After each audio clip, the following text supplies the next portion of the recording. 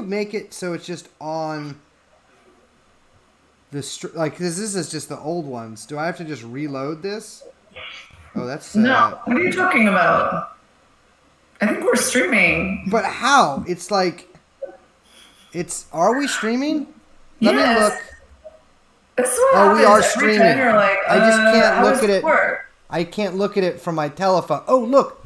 Holy shit. There is I can just look at the chat, which I will cease to do for the rest of this. Good evening. We've gathered you here today to tell you the podcast is over. Liz has entered a new phase in her life, and we're not talking about the podcast phases are done. The new phase is that Liz plays World of Warcraft and collects items for a Korean company for around $35 a month. No. That's exactly what I said. No. No, I'm leaving the podcast because I'm sick of you. So you gotta understand, the podcasting community is heavily skews male, and without you, I'm nothing but a country bumpkin. Wait, you guys, I sound bad. The audio is bad. Wait, hold on. Why don't you talk for a little? Because I can hear her good, but can you guys not hear her? Talk. Tell me. Says echo. Well, I don't know what to do. I'm in an apartment that's got big stuff. Wait, but it doesn't echo for me. Let me listen to it. Let me listen to it on our... oh my god. Here, hold on. I hear her talk. Tell me. What do you want me to say? Oh, yeah, I don't know. I don't know how to talk on command. You are echoing, to be fair. You are echoing. But what am I supposed to do about it? You got to get one of these streamer mics, baby. Okay. Classic anti-echo technology in here. Use a headset. I'm not using a headset. What? No, never suggest that again.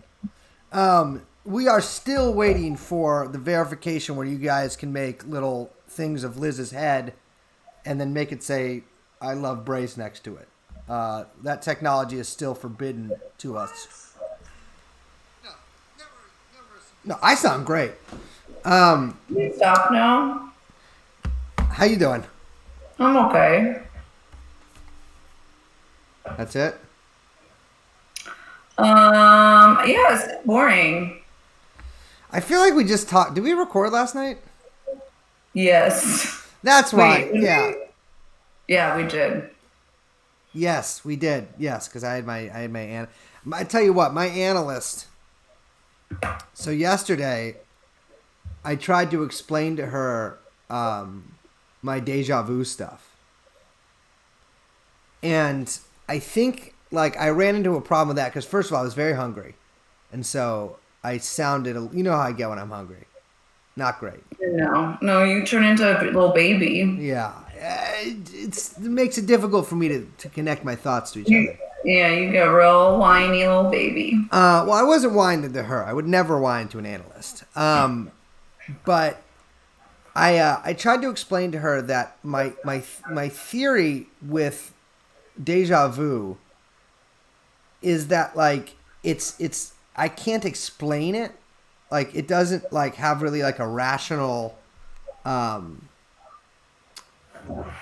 It doesn't make sense to me. I can't explain why I have this feeling all the time. I can't explain what the feeling really feels like. It's difficult for me to get it. And so I think that's why it's been sort of sticking in my mind so much. And I realized I could connect it to something we deal with a lot, which is meaningful coincidences. Right? I mean, that's what the whole podcast is about. I know, but it's it feels like I'm touching something that I can't explain, and that's a fucked up feeling for me. So this kind of gets into the what's the level of consciousness you were talking about? Collective unconsciousness.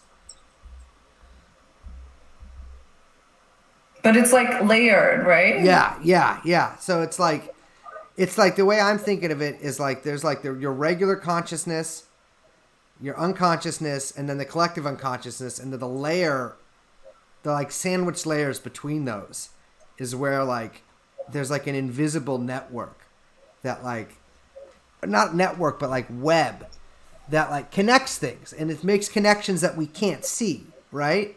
And like the way I described it last night, a little spoiler for the podcast, is sort of the circle between Bill Barr and Donald Barr, and how it's a shape. It's a shape. It's a circle. And I don't know what to do with that circle. Like, I don't know how to like put my hand through it or do anything to it. Or even like grasp it at all. Exactly. Like I can't. Like it's like trying to grab smoke or something. I can't grab it. Yeah. But I don't know. Yeah, I don't know. It fucks me up because then you start getting into like the metaphysical. Do you know? Who can I talk to about metaphysics? I'm just figuring about all that. Richie's good. Fuck, she is good. I know, but she's so bad at answering DMs. Like, I know she does them, but it takes a while. So I just got to do it. I know that's like whenever she's there too, I'm always like, oh my God, I have to ask everything because she's here. Yeah. Respect. I also have trouble answering DMs as I have to use the iOS to access Twitter, and so it's a pain in the ass. But Bridget is awesome. Do you ever plan to get her on the pod? Of course, we gotta. But like that's like your atom bomb. You know what I mean? Like Bridgie she's the neutron bomb. You can't just get her on any old thing. No. That's calling in the big guns. Anyways, I've been thinking about, I want to, this is, I don't know. Like a lot of people talk about using psychedelics to sort of enter this like liminal space. Liminal space. That makes me sound like an academic. But I kind of can't. And so I have to figure out how to enter it. That's why I want to try this meditation shit. To get in the zone. Like I feel like if I meditated for like 2 days straight and didn't eat, I would be able to like... I don't think you should do that. But I feel like if I hate when you do that. Well, that's kind of what it is, right? It's entering. I need to penetrate the sort of like the middle. My God. Well, I'm not even making a sex reference here. I need to get in there. I gotta stop making hand motions that look like I'm touching a vagina. I gotta get. What hand motion can I do then? No, nothing. I need to enter the interzone.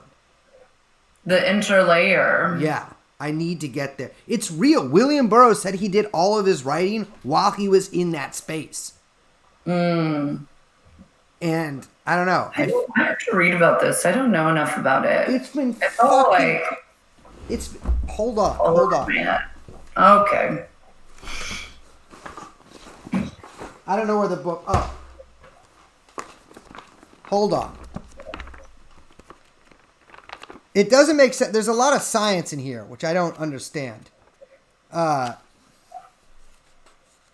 I don't know where it is. This is about ESP. ESP is probably real, huh? I think so. Did you see the declassified? Yeah, I didn't read them. I knew about. What new stuff is this? I don't think it's that new. I'm confused if this is new declassified because I thought I had known about. Like I thought I heard about this, but this was all the kind of like the CIA intelligence on Soviet experiments into like mind control, ESP, etc. Yeah, I mean I do know that both sides tried it. Although, again, like I said, I feel like the Romanians are the only people who could really do it. You think they did? I just feel like if anyone can do it, it would be the Romanians. Absolutely. Why? Or the Mexicans. But they were kind of like, they weren't fully in the, I mean, they were in the NATO sphere, but like they weren't an important player in the Cold War. But because I feel like they're closer to God. Do I endorse Romania? The Romanians? I feel like the Romanians are closer to God. I don't know why, but I don't know. they there's something going on there. I don't even know if it's closer to God. I think it's closer to the middle realm. Look, that was a non let's say indicative hand gesture. But like, I don't know, like what, like, I'm trying to like, it's hard for me to like think about stuff that I can't touch or like see or like that makes sense to me in like a very like clear way, right? Well, you're talking about like Interzone. That's like, so I told you I started rewatching The Return. Yes. Twin Peaks, The Return. Yes. And, you know, the Black Lodge, White Lodge, that exists in that kind of liminal, feels like it does at least. Or my conception of that kind of explanation. I always had trouble, like, because I've watched Twin Peaks. All Twin Peaks. I watched the first season a couple times and every other season once, or the other two seasons once. But that's kind of what it seemed to represent to me, right? Like there was this like other realm where all these like different lodges were, and that some of them were good and some of them were bad, right? Like White Lodge is good, Black Lodge is bad, but there's other lodges too. It's unclear. It's like, yeah, which I like. I'm glad it's unclear. You like the third season a lot, right? I love it. This is the first time I'm like fully rewatching it or committing to a rewatch. I had like a really intense experience watching it the first time, like when it first premiered, and like it really fucked me up in like a really intense way. Like kind of, I mean, I was like not well for a while after the final episode. I would actually say you're still not well. I mean, I don't know if that's because of Twin Peaks. Really? Yeah. I mean, I will say the last episode is like that really long sequence, right? Where it's like it's got the atom bomb and he's like going through. No, that's like the 8th episode. Oh, whoops. Did you even finish it? I did finish it. It just sort of. The last episode is where Cooper takes Laura Palmer to the house. Yes. And she screams. I don't know, spoiler it's like alert. the last, yeah, it's like the last scene. It's like he's outside the house. Yeah, just the whole experience was really like harrowing. I don't know. It's a very, I think it's like,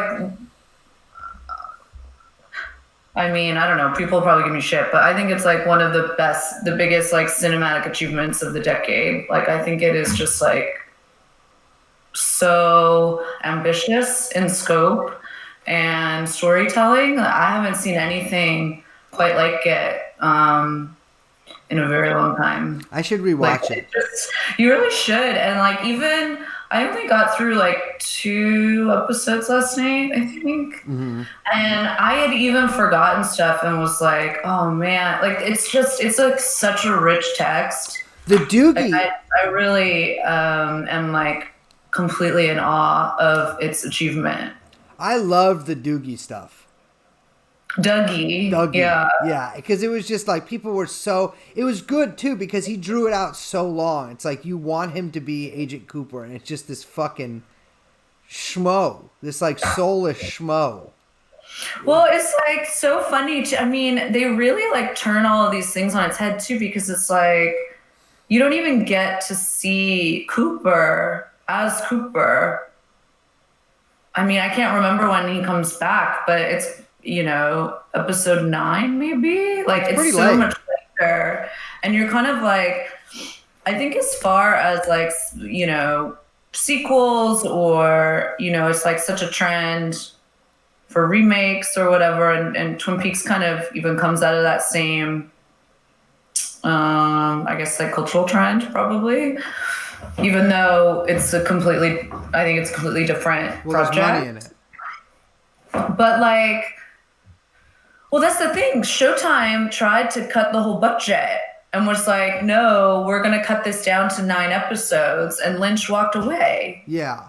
Well, I mean, I think the reason they probably picked it up in the first place is because they realized there's money in it, because that's the, you know, the trend is to bring back all these things that like these, you know, our generation, whatever, big media consumers and like ones above us will watch. But of course, Yes. it's Like they say in Twin Peaks, is it future or is it past? I know I should talk to David Lynch. Oh, I have really want to talk to him. I mean, get in line, but like, I've got questions for him. Yeah, yeah. But yeah, no, I mean, it is like one of those things, like, the art of our childhood is the art of our adulthood. And I don't really know what to make of that. Mark Fisher wrote a lot about that. Yeah. About the kind of like, he said the art of the 21st century would just be remakes of the 20th century. And that we were kind of like stuck in this loop of just reliving all aesthetic experience. It's kind of like, yeah, he wrote very eloquently about it. Yeah, I mean, you got in trouble for saying that the other day. People are just mad because I included Blade Runner in there. I'll tell you what, that movie fucking sucked. I got Which no one? artistic criticism in any real. You know me, I'm a brute, but Insane. I was so fucking bored during that movie. I couldn't tell you the plot. All I remember is there's a big guy with little glasses, and I was like, why does he have glasses that teeny? That's practically contact lenses.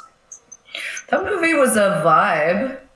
Vibes were in. People were... There was another movie with... What's that guy? Is that Bradley Cooper? No. It's Ryan...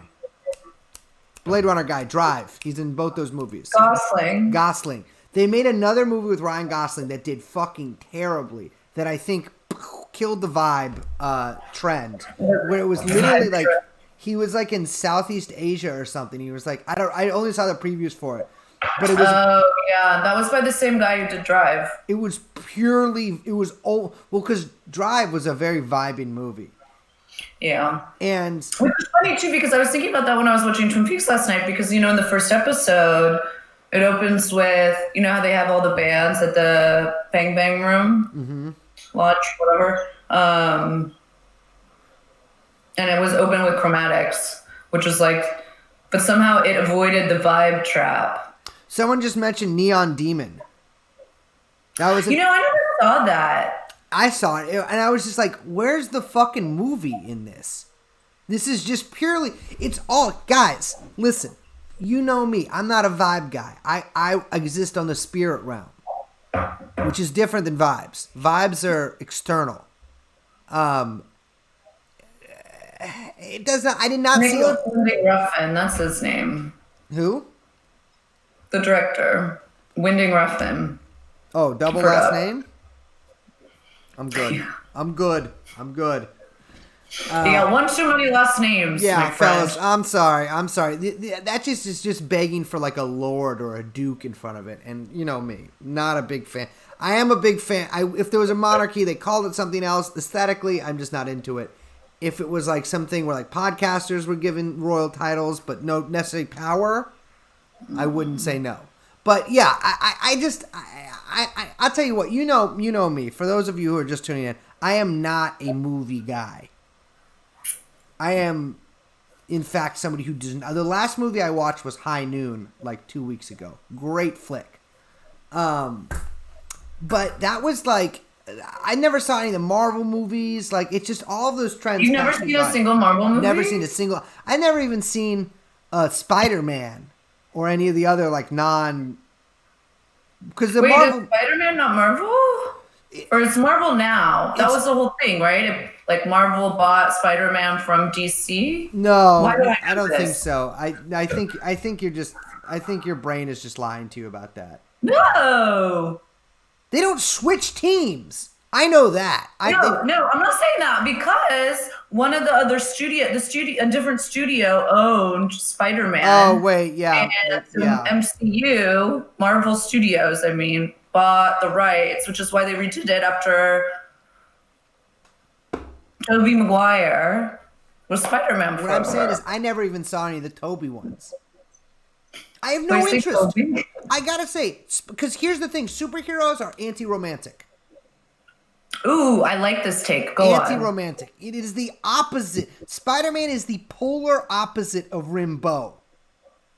There could be nothing further from Rimbaud than Spider-Man. You're telling me that this is a kid who works in a lab, gets bit by a bug. Yeah, he's a literal bug man. He's a fucking literal bug man. Hides his face behind the most gaudy bullshit in the fucking history of the world. And he can shoot web. I don't understand. Does the web come out of his hand or does it come out of a device he made?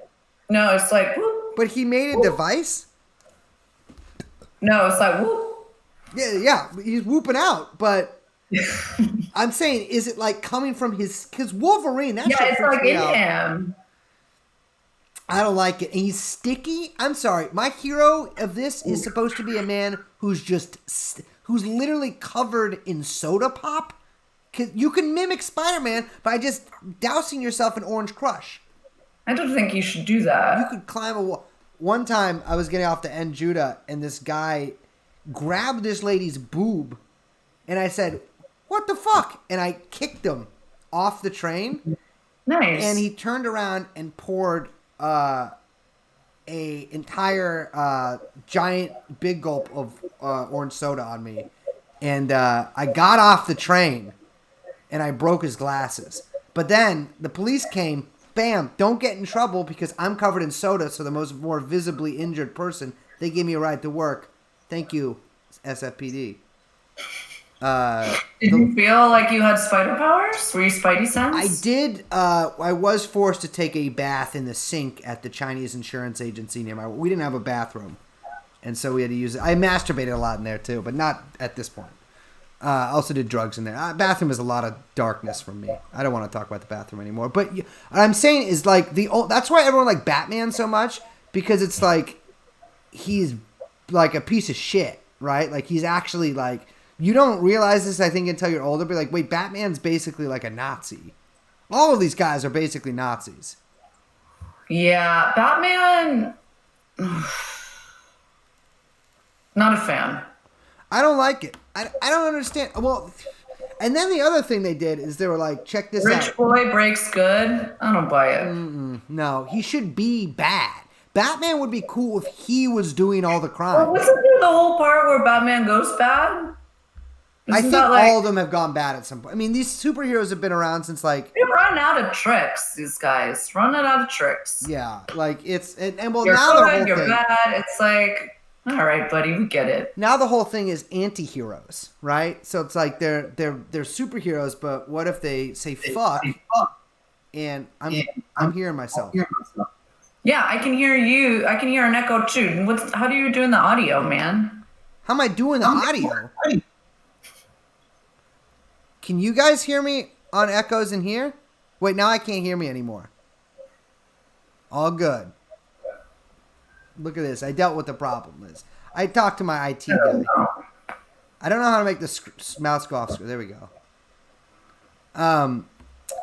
Yeah. The stories I want to read or hear, rather, I will not read these stories, are of the Spider-Man villain. I'm aware of this guy named the Hobgoblin. I would like for the Hobgoblin to get his own movie. The Hobgoblin. He appears to be a man. A goblin man who can fly, which I'm interested in that, I gotta say. And other than that, the Penguin. I would like to see the Penguin make a return to the silver screen. We don't need Batman, though. We can just do like a Penguin-style joke. This has been my idea for a long time. No, this was my idea about Penguin. Oh my this God. Was my idea about This Penguin. was my idea. No, this was my idea. Okay, in the extended Joker-fied universe. No, I'm not. Dude, I have. Oh my God, no. Okay. I remember because my idea was for Penguin. Penguin was going to be NRX guy. That was my idea. He was racist. That was my idea for racist Penguin. What was it? He was going to be played by Mencius Moldbug. It's like on fucking Twitter. My idea was that he would be played by Danny DeVito again, and that he's racist. Okay, so we had two different ideas. My idea is better. People love Danny DeVito. No one even knows who my Mencius idea Moldbug is that he's like one of those weird Peter Thiel billionaire fatso billionaires that's like NRX crazy. Played by Mendes Goldbug. What I'm saying is I think it would be better if the Penguin was a racist podcaster. Like if he was like Mine fits the Joker universe. Mine takes place several And decades. the Riddler would be like a Shapiro debate me kind of type. Actually, no. My idea was for racist Riddler. It was for racist Riddler. That was my idea. That was my idea for Ben Shapiro Riddler. Wow. Yeah. Well, you just tried to steal that there. No, I didn't. You just said Ben Shapiro would be like, oh, well, riddle me this. How come 13%? That was my idea. That was my idea. Exactly. For him to be like, people will be like, oh my God, this guy tells riddles. And then he's like, how come black crime rates are so high? And everyone's like, Jesus, Riddler.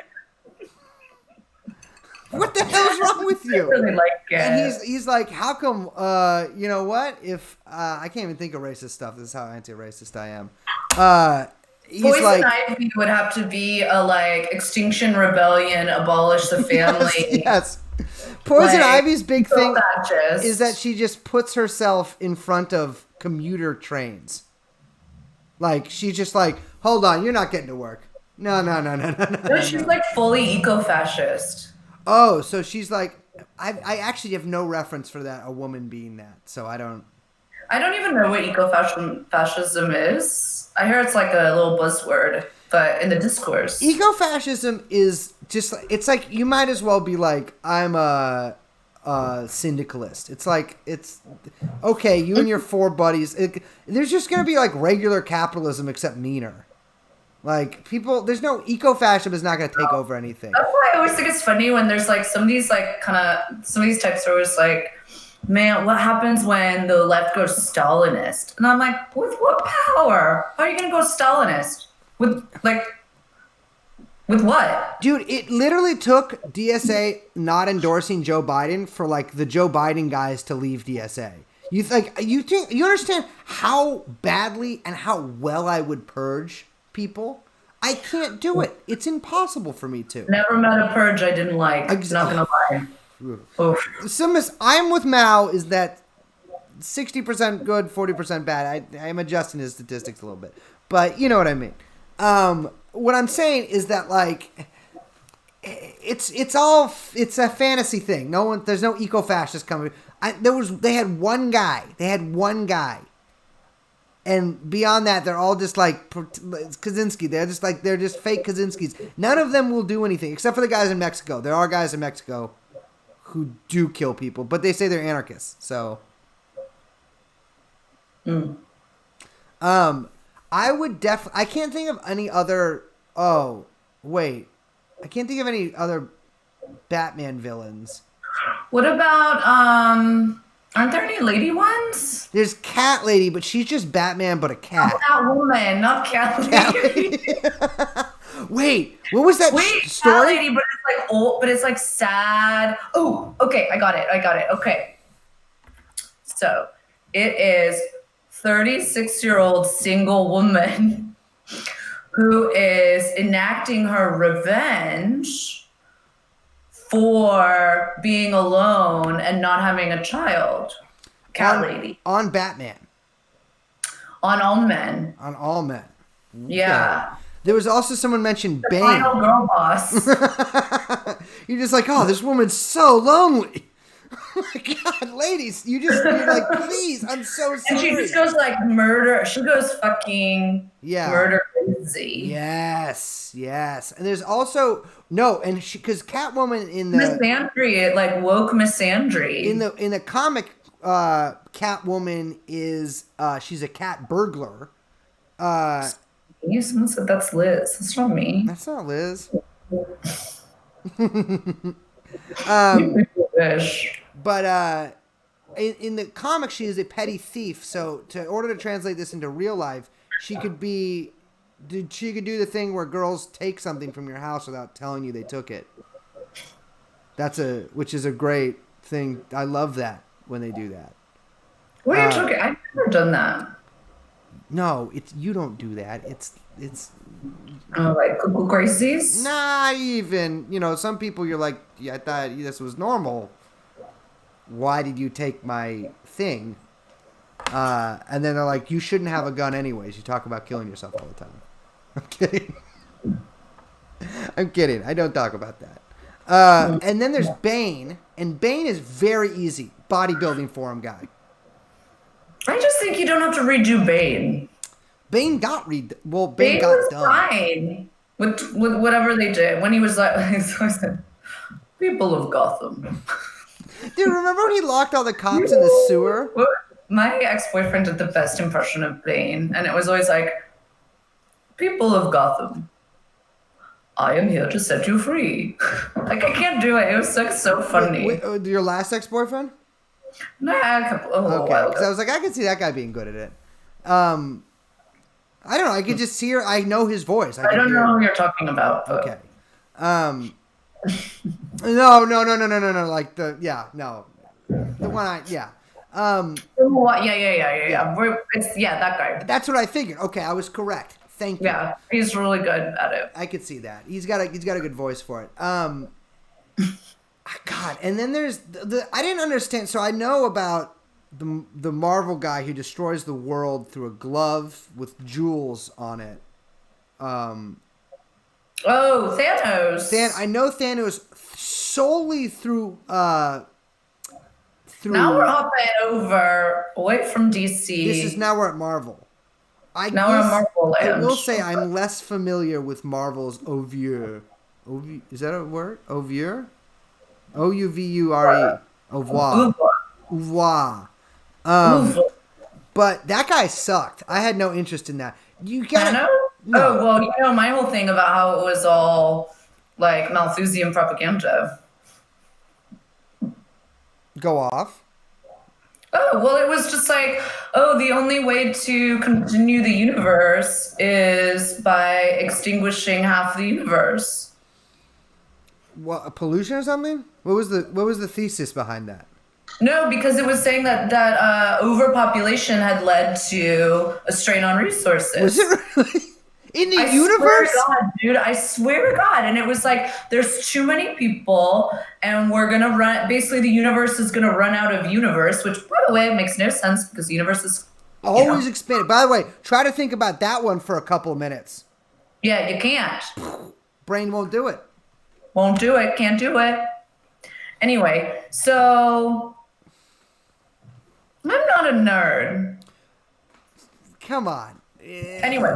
Okay, so then he's like, everyone's like, oh, dang, that makes sense, but that sucks because like people have to die. But his whole thing was, I'm not going to be a bad guy. I'm not, this isn't genocide because I'm just doing it at random. And so he goes like, ring, ring, ring, chick, chick, chick, whatever.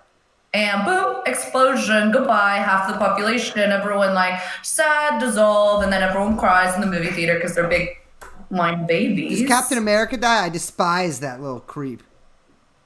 I don't remember like which ones. Do the superheroes? I can't believe they killed everyone. What are they gonna do? And it's like, bro, they're gonna make another movie and bring them back. Like, are you fucking? I never understood. What is Thor doing here? Hammer. But like, is Norse mythology canon for Marvel? Like, are they just like, yeah, that was all real? It doesn't make sense to me. I don't understand it. This is too highbrow for me. What about the Punisher? That should be they got to bring. I've never seen it. The Punisher is. I think he was just like a Death Squad guy who came back to America and started killing MS-13. Dude, I saw the funniest shit on the internet the other day, which was like this whatever left-wing person being like, gangs are stepping up where the government's stepping down. And it was like MS-13 is helping people stay inside in El Salvador, and like the mafia is helping people stay inside in Italy. It's like, yeah. And all these people were like, you know what? Gotta hand it to MS-13. They're doing mutual aid. It was so fucking good. Here's the thing. People are so stupid. People get mad about that shit, but I literally, there is no other reason for me to look at the internet than to see someone I saying know. MS-13. That's a good take. MS-13 is doing mutual aid. I can think of nothing I'd rather read on a screen than that sentence. It is so fucking good. And because I was in that for a while, right? And like it's yes. No. Oh, what? Because I don't have any tattoos. That's as I said. My skin was too precious to. I got I'm too many buttons down here. You like it that way. I do. You know what? I gotta say, I do like that. I like the open shirt. Makes me feel more Jewish. I'm buttoned up, nice and tight today. I'm virtue signaling to my fellow Israelis out there. I should get citizenship and then do a psych. Be like, just kidding. Not interested. Did you see someone posted there's like a new, or I guess it's a new season maybe, I don't know. There's like a Israeli cop. Yeah. Netflix show? Yeah. Friend of the pod, Hez Bolsonaro posted. Yeah. He's the one who posted it. There's an HBO show too about like the Israelis tracking, but yeah, the Netflix one seems just totally insane. Did you see that show Messiah? No, what is that? It's so fucking funny. It starts off with Jesus Christ. It is heavily implied that this man is Jesus Christ in Damascus, in an alternate universe where I hadn't gone to Syria, and thus ISIS had made it all the way to Damascus. And there was also Jesus in ISIS. What's up? Okay, wait, go on. Sorry. So he's like preaching, and he brings a sandstorm down, and it buries ISIS. And then he leads a bunch of people. I stopped watching after the second episode. I'm hoping the reveal is that he's actually in HTS, and thus views ISIS as an ideological rival to his brand of Salafism. But I only made it to the second episode. I couldn't stay there anymore. Terrible. Let me watch that. Dude, if I was a media critic, I'll tell you what. Couldn't do it. Anybody, if you are combining culture and technology out there. At the intersection of art and technology. Yeah. I'm just glad that I'm in a podcast that is getting paid $50,000 to endorse Joe Biden during this live stream. Someone put on Twitter, who's the greatest cultural critic of the time? And I was like, no one. Yeah. We have none. Where are they? I don't want them. I honestly think the only one is Zizek. He's the only one who publishes anything remotely worth reading. There was Mark Fisher and then Slavoj. And basically... contemporaries. I know, but one died and the other one is just... Now he's the only one.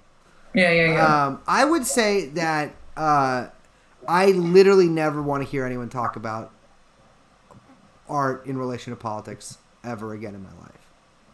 Because that's all people talk about. Everyone's just like, does this movie show that, like, does Batman show fascism's acceptable? It's like, I'm sure it does. It's a movie. No, this is the take economy. And this is, like, kind of my point, actually, is that, like, this kind of, like, extremely and increasingly so, and you see this so evidently with Star Wars and Marvel, but I think you see it with other things, which, sorry, cry about it, nerds. But, is that it's, like, increasingly plastic intellectual properties that can be molded into whatever cultural touchstone needs to be kind of highlighted, that then will fuel the constant take economy to then push the sales of the film, right? So it's like, you saw this so much with like Black Panther, with all Lady of the Marvel Ghostbusters. movies, it's like very clear. Lady Ghostbusters. Sure. Yeah. I can see it with other stuff too. This remains the ultimate, like, unironically, I believe this take. Star Wars is fascist. Harry Potter is fascist neo-feudal dreck. Self-obsession is fascist. That's Bill Reeves. Yeah, absolutely. British soap operas are fascist. Sci-fi is generally fascist. Erotic detachment is fascist. Hold on there. Porn is fascist. Mass cult under imperialism is inherently fascistic. Sorry to spoil your fun. One day people will ask, how do Anglo-Americans not see their own You can't. Oh, you're Anglo-American now? Sorry, buddy. You live in American culture if you live in the West. No. And part of the answer will be because they're entertained by it. And then he links to something from World Socialist website. Ooh, Chapo Bratz flagged this thread. He fucking rules, dude. Chapo Bratz. He and I think that is fans of the podcast Chapo Trap House. And it's a portmanteau of the word Chapo in the word brat. Phil Greaves, isn't wrong, by the way, but it's not really a hopeful analysis. Well, here's the thing: is like anything that happens. Summer Adorno is like laser eyes crazy. I've never read Adorno. I never read any of these guys, but I do realize that so if this is a capitalist country, right? And that's the base, right? The economic base, and movies and shit are part of the superstructure. That means movies are capitalist. Yeah. I mean, they reflect and sometimes, and intentionally, also as well. But I know I'm not, you know me, not a PhD here, but that seems like it's a correct we are. Yes. Well, no, Liz, don't sell yourself short. I have a PhD from the streets. I have an MD from also the streets, but different ones than Liz. Boys Streets. I have an MD from Boys Town in Chicago. I'm trying to get comfortable. I can't figure out how I want to sit. I'm just always moving around. It's been so long since I've sat on another man's lap. How long has it been? 3-4 days. It's a fucking... when was Saturday? Since Saturday. And it's just... I wonder how the naked guys are doing. Who? Have you been following the naked controversy in San Francisco in the past 5 years? There's a group of 12 guys who want to hang out naked at Castro Market. Yeah, it's annoying just because I don't like anyone who makes anything they do a thing. Do they wear shoes? No. Well, yes, they do, which is okay, really naked. Not really naked. Okay, I got a question then. You're wearing shoes, but no pants. What's that about? My question is, if you're wearing shoes, are you naked? Is naked an absolute thing? To me, naked is absolute. Absolute. Well, no, they're choosing just no pants. That's what they're saying. No pants. It's a no pants movement. Because a shirtless dude, I mean, literally almost, I would say 3/4 of every time I leave my house, I'm not wearing a shirt. But 100% of the time that I leave my house, unless I'm being chased with a frying pan, I am wearing pants. And it's for me, if I'm hanging out on the beach, catching the rays, winking at people, petting dogs, I am wearing full-on, very heavy denim jeans. And I'm not naked. If I'm at the beach and I'm instead wearing a light and comfortable denim shirt, but no pants, I'm still not naked. I'm just pantsless. That's like reverse Donald Duck. Exactly. And if I am on 18th and Castro and I am wearing zero pants, I am wearing zero shirt, but I am wearing both socks and shoes, I'm still not naked. But I'm lying to you and telling you that I am. And I don't like that. They also wear dick rings, which I don't get. What is the general utility of a cock? I don't know. I don't even know. It seems painful. You can discuss this in your little boy's room or whatever. I'll just go ask those guys. But I saw those guys it was very funny. I saw them do a march up Haight Street with signs that were let us be naked. And I thought I was like, that's kind of cute. People were enjoying it. I'm always just confused when people do anything that's my worst nightmare. I just think people should wear pants. I don't know. Well, my whole thing is, you know what I'm saying? we've discussed this before, in that anybody like who does think like in relation to like the Zoom meetings where people show their penises to strangers, and then in reference to being pantsless in public, both of those number among my like top 10 mundane nightmares. I have much more esoteric ones. And so I guess I get confused when people do them on purpose, because I'm like, showing a bunch of strangers my dingaling who are trying to do an AA meeting, that sounds awful. And then suddenly realize that I'm naked on Market Street, that also sounds terrifying to me. I would sprint to whatever the closest Gap and purchase the largest pair of pants I can. I just think, why are we debating this? Wear pants. Everyone should wear pants. 100% of the time. No, not like a never nude. I'm close. Are you really? Yeah, but I got this, I put on a chastity belt as a bit about 12 years ago and immediately lost the key. And so... That's not true. That would be funny if it was, though. Want to hear a cute story that just reminded me of? Absolutely. Because you know why. Okay, because I feel like I have to say why it reminded me, or else it would be weird. But that reminded me of Monty Python and the Holy Grail with the chastity belt scene. Mm-hmm. Anyway, I watched that like so much when I was a kid, which then reminded me of other movies I watched as a kid. And I remember when I went and saw Hook. And have you seen Hook? Yes. Okay, so remember there's like the window with the hook, and that's like, and it keeps like clanging around with the storm, and then all the kids like that, that's how Peter Pan gets them or whatever. Yeah. I like kind of don't remember. My aunt's house had those, and I was so afraid that I was like gonna get abducted. Because I had big like abduction fears as a kid. Did you really? Mm-hmm. Like constantly through my childhood. Did you ever get abducted? I don't know where it came from. You never got abducted? Not that I'm aware of. But it was like a huge fear of mine. Like I was like convinced that someone was going to come in and take me. It's funny because I did get abducted. What? That's how I got sent to those places. They had two guys come in the middle of the night and wake me up and take me. I thought you meant, yeah. No, I didn't get abducted. I was a very ugly kid. No one would take me.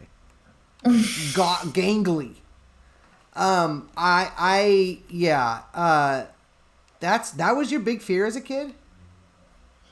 I had a couple, but that was like I had like a very long-standing fear of home invasion. Good to know.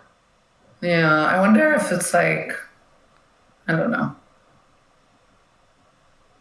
I hereby make this promise in front of God and Twitch and everyone that I will never home invade you on purpose. Yeah. I promise. I don't know where it came. I don't know. That just like put me in a weird little mind twistums. Ooh. I of course, as every firearms owner desires, is a home invasion where I heroically dispatch a gang of 40 or 50 hoodlums who break in increasingly well-armed waves to my sniper's nest that I've built. That's too many people. That wouldn't work. Yeah, I feel like it wouldn't. Those aren't very home invasions aren't very I gotta say, robbery. If you're a robber right now, my condolences. Very difficult to find work. My friend got robbed. During quarantine? Yeah, well, his garage got broken into. Did they take stuff? Yeah, from his car. Ooh. Bunch of people too, I think. What's a bunch of people? I think so, yeah. Because it was like a building. Mm. Yeah. You know my ambivalence on crime, but I don't think it should happen to regular people. Yeah, I'll tell you what, if I would be I was an awful criminal. I guess I did do crimes. But if I had to do it now, I would be I would feel horrible doing it. Someone asked if I was a mole kid. What does that mean? That means you were rescued from the large network of tunnels underneath the United States. No, not a mole kid.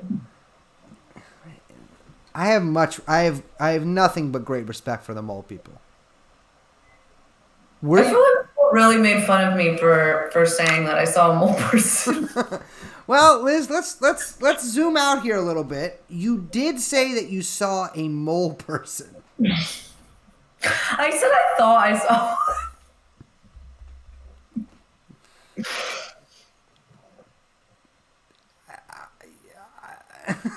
Yes, you did. I don't know how else to say that. But you did admit on screen to seeing a underground.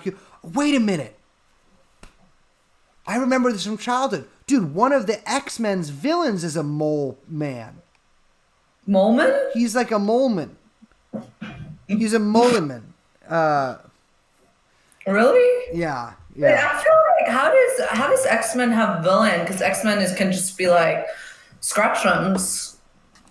Dude, the dude has laser eyes. I'm like, how do you lose against laser eyes and scratch them? And they have a fucking, I can't remember what any of the other ones do. Oh, the little bald motherfucker can read your mind. I hate superheroes, man. I would dispatch them quite easily. Christ. I think if we were talking about superheroes, it's like, who cares? How far we've descended. Oh, no. I'm gonna get... Oh, it's just me then. Well... Yeah, you bully them for a second. They're being mean. You're too sensitive.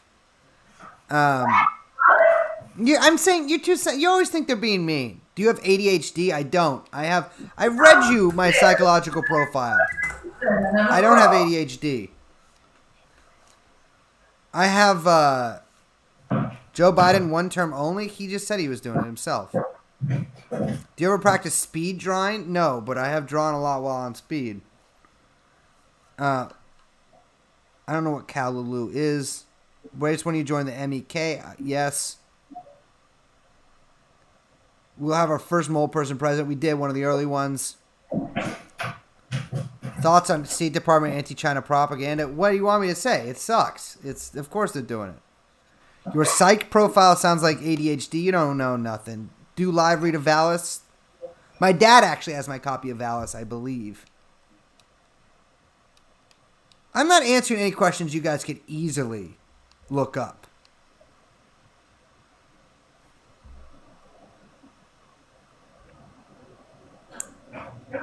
What's antisocial personality disorder? Again, you can look this up. It's the simplest thing in the world. It's bullshit. They'd say when you've done a couple of crimes and don't feel bad for all of them, they tell you got this personality disorder. I'm telling you, any personality disorder that relies on the laws of man instead of the laws of God is bunko. Bunko. There's one personality disorder. It is the one that girls have. Guys can't have personality disorders. It's not, it doesn't work. It's just, men have illiteracy and women have BPD. That is it. I don't believe that. What are the psychiatric drugs you take? I take propanolol, but I don't take it for psychiatric things. Propanolol is a beta blocker, and if you're ever going to be in a high combat situation, you chew like 5 of them, and then you literally can't feel fear. I don't take them much anymore, though. They make me dizzy.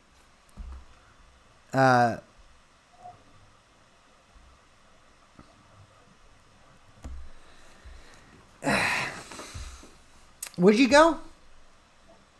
I just got more sparkling soda. I'm telling you, if you guys order beta blockers from... Actually, I probably can't tell people to do that. Don't do it. But whenever... take one. They don't make you feel like good or like any crazy. What they do is, I don't know what betas are. I don't know what they're block. I do know what betas are. but I don't know exactly what betas blockers do, but I do know from experience that if you chew a bunch of them, you won't like have that when you get nervous. I feel like, yeah, you told me to take one before our live show, and I was like, no, I don't want to be. I'm like really not a drug person, which I feel like I've said before, but I'm like really not a drug person. Yeah. I don't know. Made me feel weird. I thought, what if it doesn't go well? There's no. I'm assuming there's no side effects to beta blockers. What if it makes me feel weird and then I don't feel comfortable? It doesn't make you feel anything. It just makes you feel not like. It makes the physical effects of like anxiety and nervousness less, but it doesn't like totally get. No, but what if that fucks with me? So you're like, what if I don't nervously sweat? I don't do that though. But everyone does in certain situations. You never know. I have sprouted little dew droplets of sweat all over my body multiple times in my life. Yeah, I would say beta blockers, absolutely fantastic.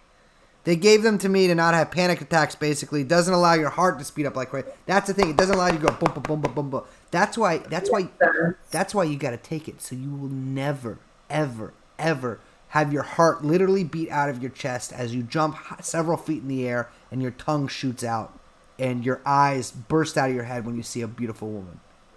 That will never happen if you take beta blockers daily. I promise you this. Cute though, with the like. Yeah, it does. Well, that's the thing. If you take beta blockers, your tongue doesn't shoot out and have an alarm clock on it. Instead, it does roll out of your mouth and follow girls. Dude, if that was... I go, I wonder if that would work. If you just like walked by a girl on the street and started going, awooga, awooga, awooga. No, you probably get... That's probably like cartoon Me Too. Would you find that charming if someone did that to you? If someone started... A cartoon person or a real person? If a real person that wasn't like, you know, like a normal looking person, that wasn't just like some creepy, you know, garden gnome that was falling down the street. If a regular person jumped several feet high in the air, was suspended there, and started, not really, but he's just like jumps very quickly, so it looks like he's constantly in motion, and he starts going like this to his heart and yelling awooga, you wouldn't find that a little bit charming? I don't know. I don't think so. Would he be wearing a zoot suit? Yes, or a black like sort of ratty jacket with a little cabbie's hat on. He's dressed like a sort of tramp wolf. Yeah. Maybe like an oversized fedora. Yes, but like that has like patched up holes in it. This is, I think, the ultimate man is Jim Carrey, like someone said in The Mask. Probably the last of the alphas. Classic. The last alpha. Ooh, interesting. I don't know if I believe that. I just said it without thinking about it, but I'm gonna have to just stick with that position. That I think Jim Carrey in The Mask was the final sort of taste of masculinity that came to the silver screen. Basically, the John Wayne, although he always seemed kind of just like a bloated loser, but the John Wayne of the 1990s, 100%. Jim Carrey's. I don't know. Oh yeah. What about Nick Cage? I don't know who that is. Like that's a little gaslighting. It is gaslighting. Liar, liar. I got one of the first like experienced that today. Did you? Well, yeah. I will say one of the first feelings of like whoa, making love was from Liar, Liar that I had, because there's this scene where there's this scene. Wait, what's that feeling? What are you talking about? You know, we were like, whoa, what are these guys doing? Because when Jim Carrey beds a wench in Liar, Liar, And the whole point of it is so that she can ask him, was it good? And he says, not really. During that love-making scene, I was enthralled. It's just like in Problem Child 2, where the Problem Child's mother makes out with the ex-con. I was like, whoa, this sounds amazing. Hold on. I gotta grab something real quick. At all. Problem Child 2, really it's Fellini. No, I mean the other one. Hi guys. I don't know where he went, but I'm saying hello to you, and I never know how to do just myself on the TV, the internet TV.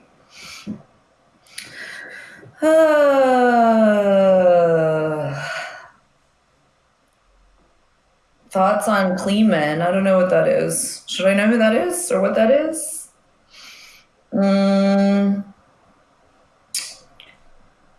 Angel Olsen. I also don't know who that is or what that is.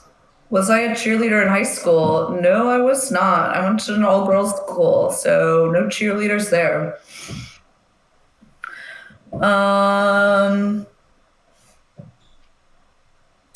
I don't know. I should get... Do I like Nick Cage and National Treasure? Okay. First of all, absolutely. National Treasure is one of my favorite movies of all time, to the point where I made my friends, we had like a huge outing, huge group to go see National Treasure 2, Book of Secrets. We were like the only people in the theater. But National Treasure 1, fantastic. Fantastic. And now, finally, it sounds like filming National Treasure 3. Now, I can get behind... I'm very excited. Very excited. I love it. It's like you got your Masons, you got American history, you've got founding fathers and weird shit about, respect for liberty and stuff. You got Nick Cage doing Nick Cage stuff. It's fantastic. John Voight, excellent. Never seen it. Who's John Voight? Oh my God. You really have never seen National Treasure? Fuck, I want you to come over so bad and watch National Treasure. I hate quarantine. Come over. I could probably come over, right?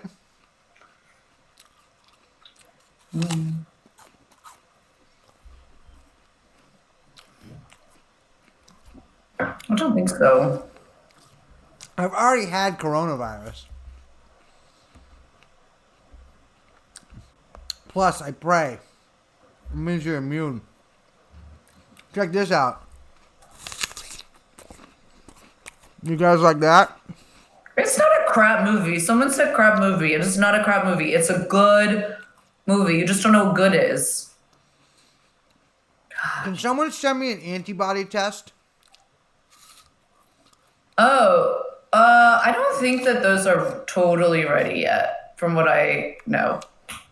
Yeah, but here's the thing. My thinking is if I take a bunch of them from different places and they all say I'm good, I'm probably good.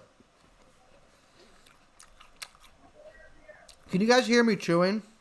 Yes, it's quite, yes. What am I supposed to do about it? I'll go further I don't know. back. I don't mind it. Why do you mind it? It's fine.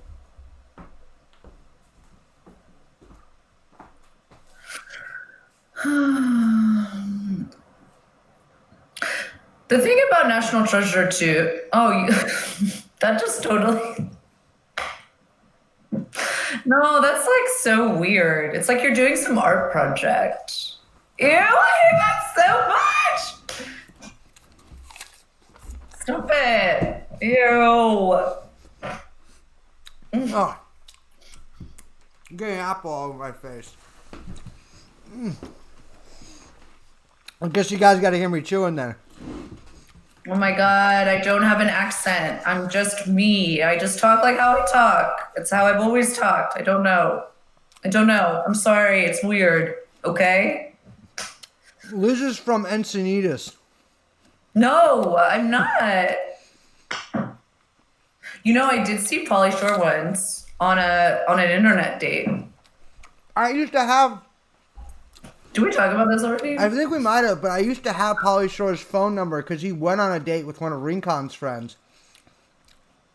And he used to just give girls his phone number all the time. Like, and he'd like go up to girls and like hit on them and give them his phone number out. I don't think she actually went on a date with him. I think he might have just given her his phone number. And I would call him. I don't have it anymore. I checked recently. And his voicemail was, "Hi, you've reached Polly." It's pretty funny. I left him a lot of messages. Yeah. My friend matched with him on Raya. Okay, back in the day, there used to be like really good people on Raya because it was before everyone. They opened it up to like everyone or whatever. Explain what Raya is to people because I didn't know what it was until like a month ago. So Raya's like, I can't remember when they launched it or whatever. It was like when the dating app craze, which I've never used, but they it was like exclusive, like you had to be approved based on who you knew. And so the idea was that it was a bunch of like influencers, everyone loves that word, and celebrities, et cetera, right?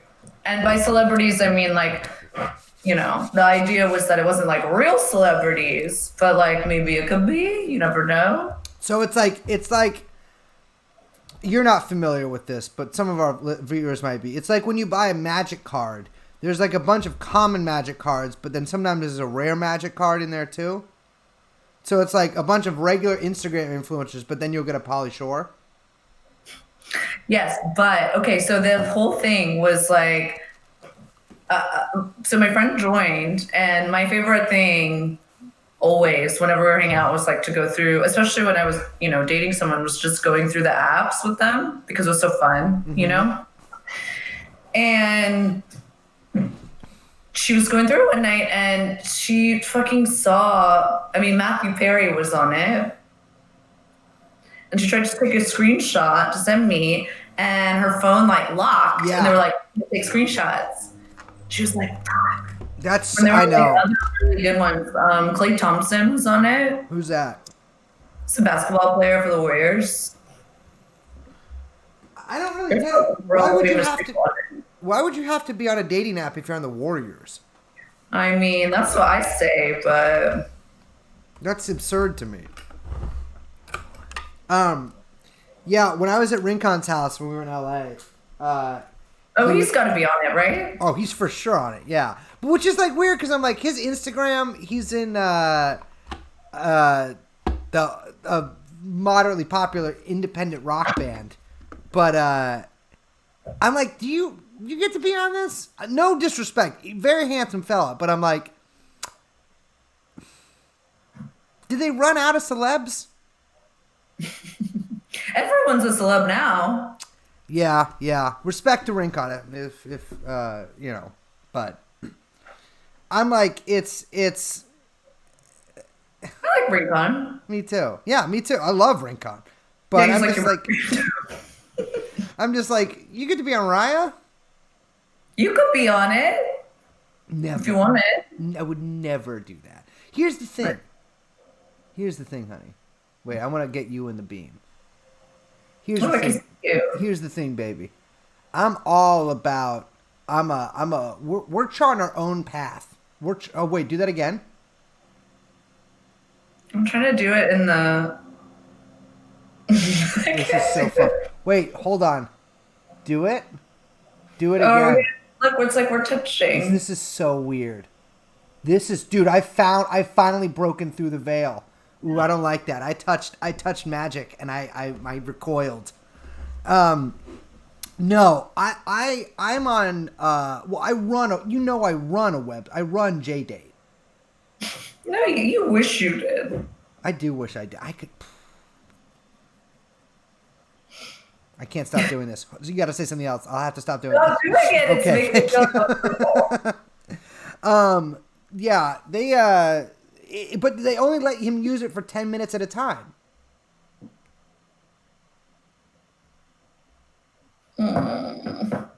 What? Oh, I thought it was frozen. No, I can see you. It's on my computer. was curved. No, it's not. My finger is. It doesn't go. This is it. It's stuck like this.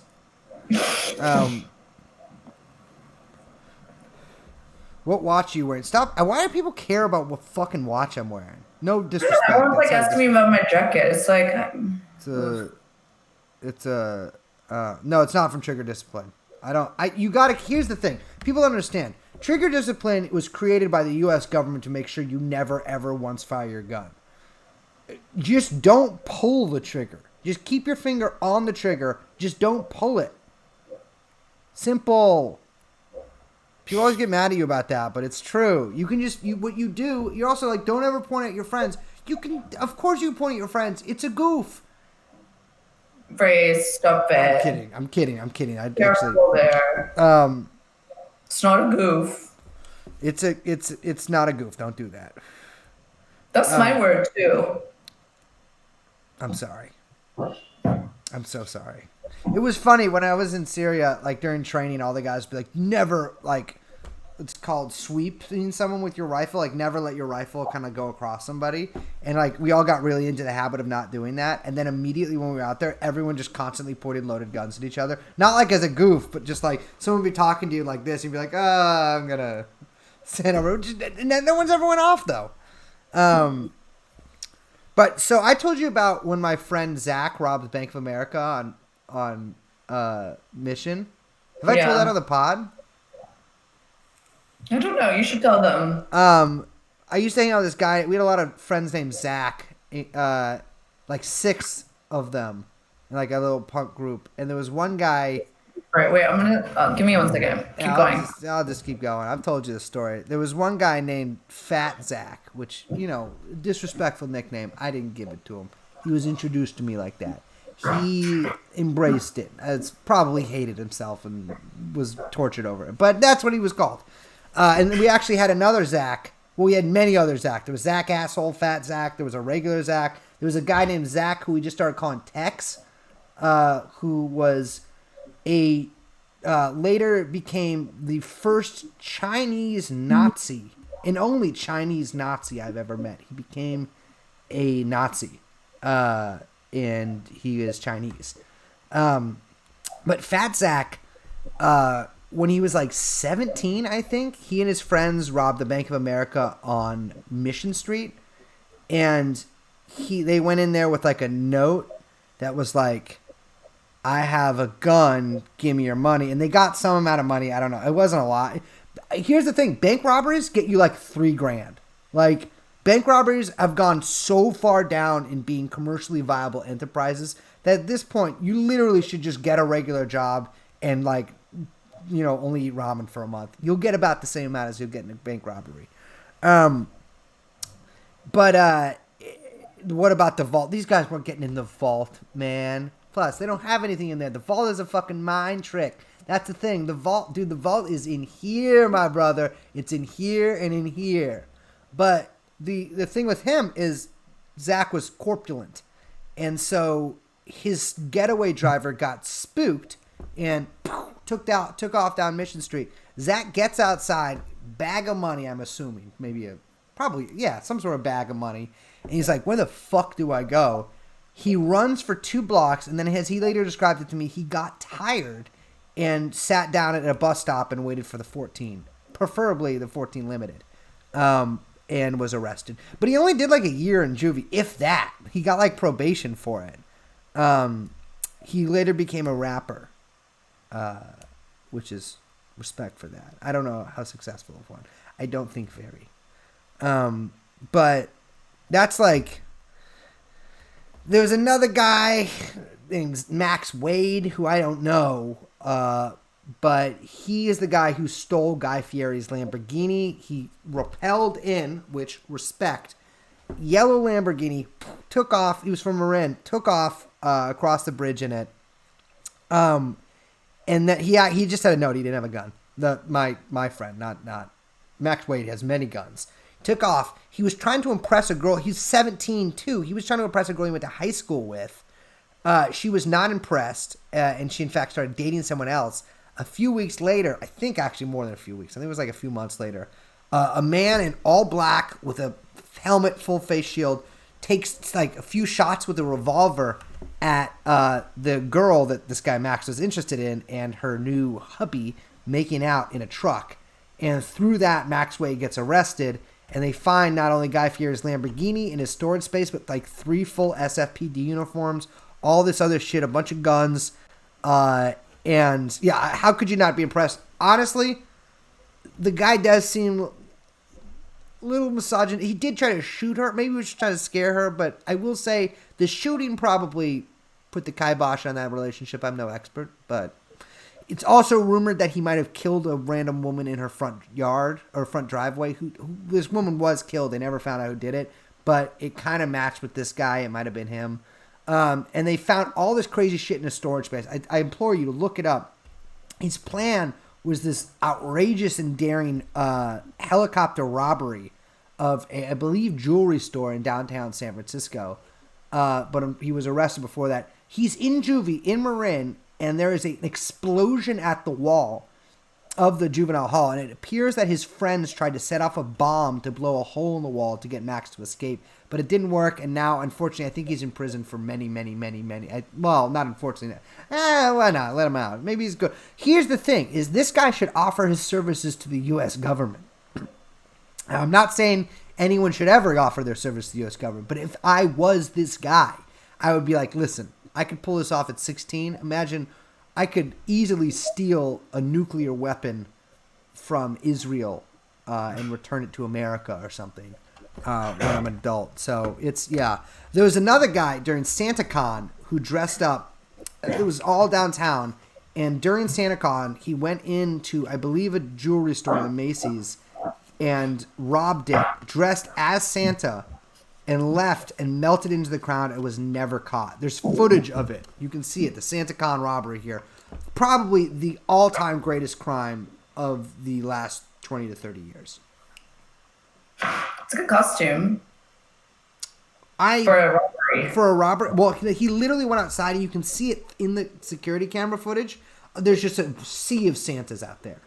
And he just blended into the crowd. I'm surprised they don't do that every single SantaCon.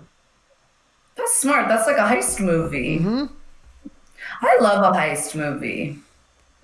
Yeah, I haven't watched one in a while, but I'm a big fan. I love it. I'm getting. I gotta get in. I think I'm getting into westerns after watching High Noon. Ooh, nice. Well, classic. I like old movies, and I like movies which are very simplistic morality tales. Because I like the archetype. I actually just am too stupid to understand other ones. But it's because That's not true. You love an archetype. I do love an archetype. I'm just sorry. I'm sick. I don't have to impress my archetype. Do I want you to say? I don't know.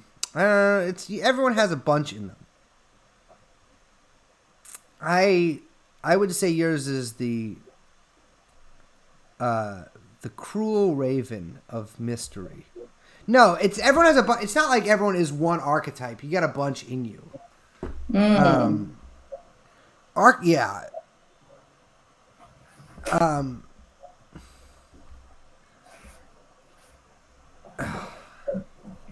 don't know. Someone just said depressive pixie dream girl. I'm not pixie dream girl. Sorry. No. Sorry. I'm a pixie nightmare girl. You like that? Was that good? No, it's just whack. Do you ever know any pixie dream girls? I don't know. It feels so kind of dated. Yeah, but like from back then? I feel like, yeah, probably. I knew a couple girls that were like going for that. It doesn't impress me. I mean, I feel like young girls always, or at least I feel like at the time, like, I don't know. I remember being like a young lady. And, you know, it's like you're so obsessed with like, or at least I was like, Anna Karina and like Annie Hall and these kind of like cinematic, neurotic romantics. Yeah. You know? Well, I certainly dated some neurotics. Never particularly romantic, though. I mean, I'm pretty neurotic, but I'm not like crazy neurotic, I think. I'm not so sure that that's how that judgment get. I don't know if you get to self identify as if you're crazy neurotic or not. Well, you're not the most objective. I don't think I'm neurotic. You just said you were neurotic, but you just said you weren't crazy. Yeah, neurotic. I'm walking it back. This, I will say, this is not helping your case. But everyone loves a neurotic. Really? Well, yeah. A lot of people do. How could there be more neurotics if no one loved neurotics? You gotta, it's a genetic trait. No, not being excuse me, that was some apple. Not being anti-Semitic there. I've been told that I'm erotic. I don't think anyone's told you that. I don't think that word could even be remotely applied to me. It's like totally foreign. No, what I am is I'm exotic. I describe people as erotic.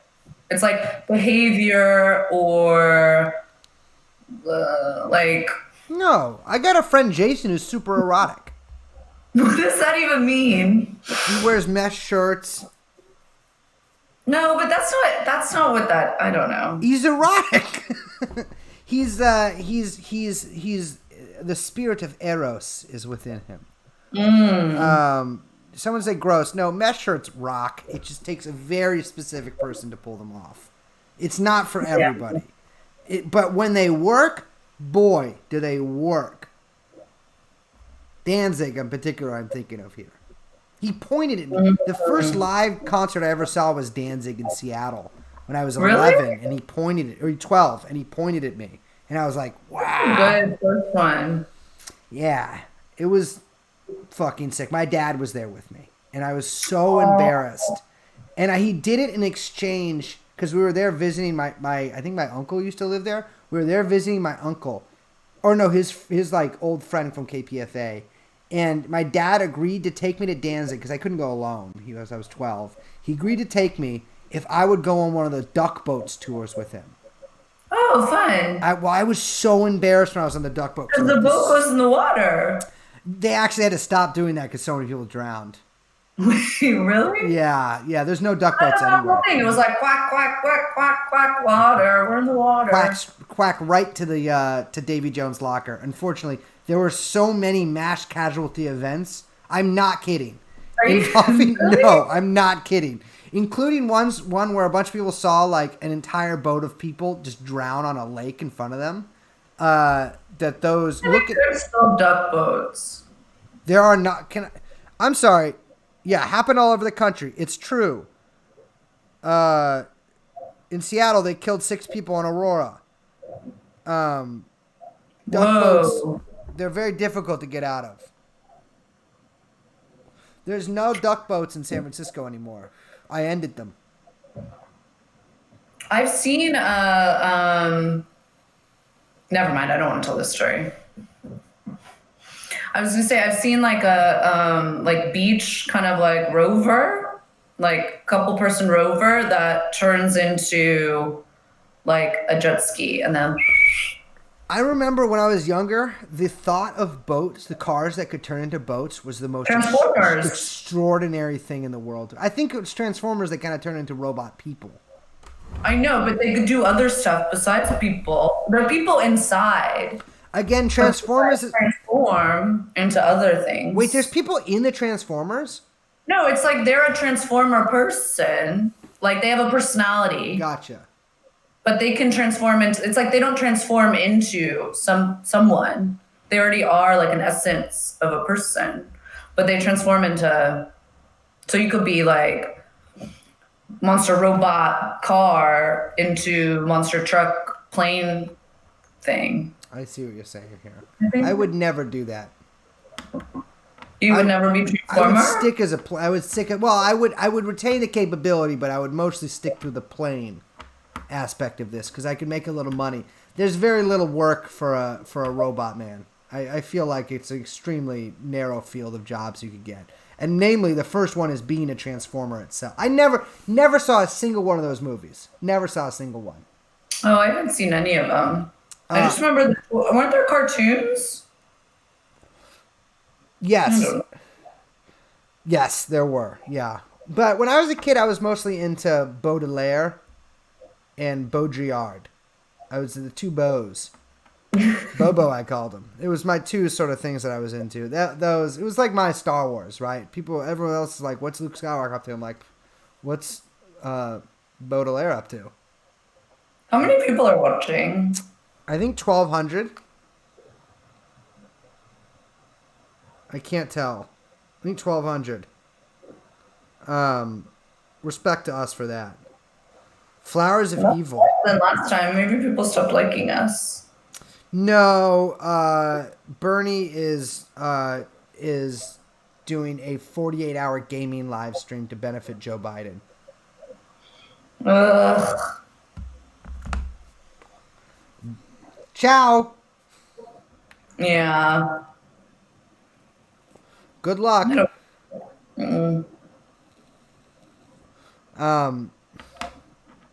It does not hurt me to vote for Trump a third time. People keep asking us to talk about Epstein, but we just recorded a whole episode about Epstein. So get ready, guys. Yeah, we got another classic Epstein episode coming out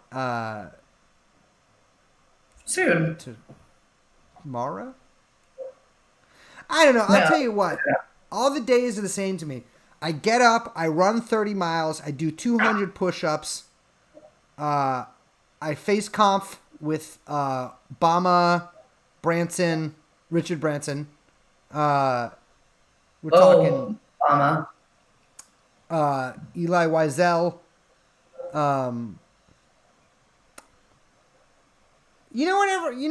Something I was thinking about. Remember when Ehud Barak had been to Epstein's apartment like 100 times? Yeah, no one cares. Just like nothing happened. He like ran for president right after. I will say Epstein, not good for the Jews. You've said that before. I was not thrilled when I looked at the cast of characters involved in this. Dude, I cannot get over that photo of Chelsea Handler with a fucking Kissinger book over her vagina. It was like some weird like Oprah literature and then just Kissinger. But it wasn't even the full Kissinger book. You just saw the name Kissinger. It's his book Diplomacy, but you just see the name Kissinger. It's one of the most horrible. Does she have fake titties? Yeah. What is her job? Personality, celebrity, internet, Netflix, comedian. She's a comedian, yeah. Remember she dated 50 Cent for a long time? Did she really? Mm-hmm. That's pretty funny. I never know who any of these people are. Like, I don't know what Chelsea Handler's job. She has a show, right? Yeah, she was like, or she did. I think it got canceled. She had old as shit. Like, what has she been doing in the past 60, 70 years of her life? Like, what was she doing in the early 2000s? Didn't she do a like weird documentary where she talked about being a white person? Oh, yes, I think she did. It was like a privilege documentary. Yes. Oh my God, dude. Yeah, what was that? We should watch this on here. Hello, privilege. Hello, privilege. It's me, Chelsea. Dude, watching fucking Mehdi Hassan talk to people about fucking privilege the other day, it's like... Who? Wait. Mehdi Hassan, the Mahdi? He's the Mahdi. Mehdi Hassan, the guy. The British chap. The Intercept. Yeah. He's like going nuts on the internet. That guy can intercept these fucking hands, man. It's like, I'm telling you, if you some jamoke like that calling you like, it's like, motherfucker, you literally go on MSNBC. That is like Der Sturmer. for people like Chelsea Handler. Like, privilege is not even a useful framework to understand anything. So it's always just been rich people yelling at me about it. So I'm not really sure. No one I know has like used that framework like in any useful capacity. It's like, but if a guy like Mehdi Hassan is using it against you, it's like, there's no reason for me to. Yeah, at that point, it's like, well, maybe these things actually just are designed to and only benefit those as, weapons against you. Yeah. You know what I mean? It's like, get fucking real, man. Like, you're talking to like people on Twitter. It's like these people are like work normal job. Like, unless you go on MSNBC, you are less privileged than him. Well, what was he talking about? He's talking about with voting? Joe Biden? He was also calling himself an immigrant. I'm like, bitch, you're an immigrant from Bristol. Like, it's like, it's gonna, like, That's crazy. As an immigrant, you're a fucking immigrant from England, dude. Like, I'm sure someone will be like, oh, he's not actually from England, but he's from England to me. He's got the accent. He's from London. Exactly. It's like, dude, you're not like from Sonora, or you're not from like, one of the many countries that like it's not great to be an immigrant from. Well, you're an immigrant from England. Yeah, that's like being. What's the thing? It's like, you're privileged if you don't vote for Joe Biden. It's like, check it out. I've taken the Miniker pledge. I'm voting for Donald Trump. No, I'm not. That's the thing that's been crazy to me. It's like, no, you crazy? You don't have to vote for Joe Biden. Hey, your fucking mind? So stupid. It doesn't, it doesn't matter. Anyway, I mean, here's the look, this is the reality is like Joe Biden doesn't need Bernie voters. The only reason they want Bernie voters is to manufacture consent for the continued dominance of the Democratic Party. Yeah, like they don't need the votes to win. Yeah, they already have rich ladies in the fucking suburbs. It doesn't matter. I mean, also general election math, it doesn't work that way. So like Bernie's base will probably end up voting for Biden more so than the people who voted for Biden in the primary, because that's kind of, I know that sounds counterintuitive, but like that's literally because the schematics for the general election are so different. How do you mean? Because like, the people who voted for Joe Biden are like older, more rural, right? He got a lot of rural votes, more or less politically engaged, right? Except for with the Dem Party. By the time November rolls around, that kind of demographic is less likely to make it to the polls versus a highly politically literate and paying attention to the news, urban, young group. And there's the reality is it's like, there's, all of these like Iglesias's or like you're talking about that guy from The Intercept or whatever, all these people talking about, well, we got to get Bernie voters in or they're not going to do it. It's like you're speaking to a real fringe that are like online, like saying lots of stuff. Yeah. I mean, like us, right? But that's not actually the majority. That fringe. But like, that's not the actual majority of people who voted for Bernie, right? There were a lot of people. And they'll probably end up, if they're continuing to pay attention to the election, they'll probably continue to then vote for the Democrat, to be honest. I mean, that's just kind of how the math works out. Mm-hmm. So this idea that they need Bernie supporters is a way for them to kind of like shoehorn in and shore up support for the party itself, right? That's it's to give itself like more of a veneer of legitimacy.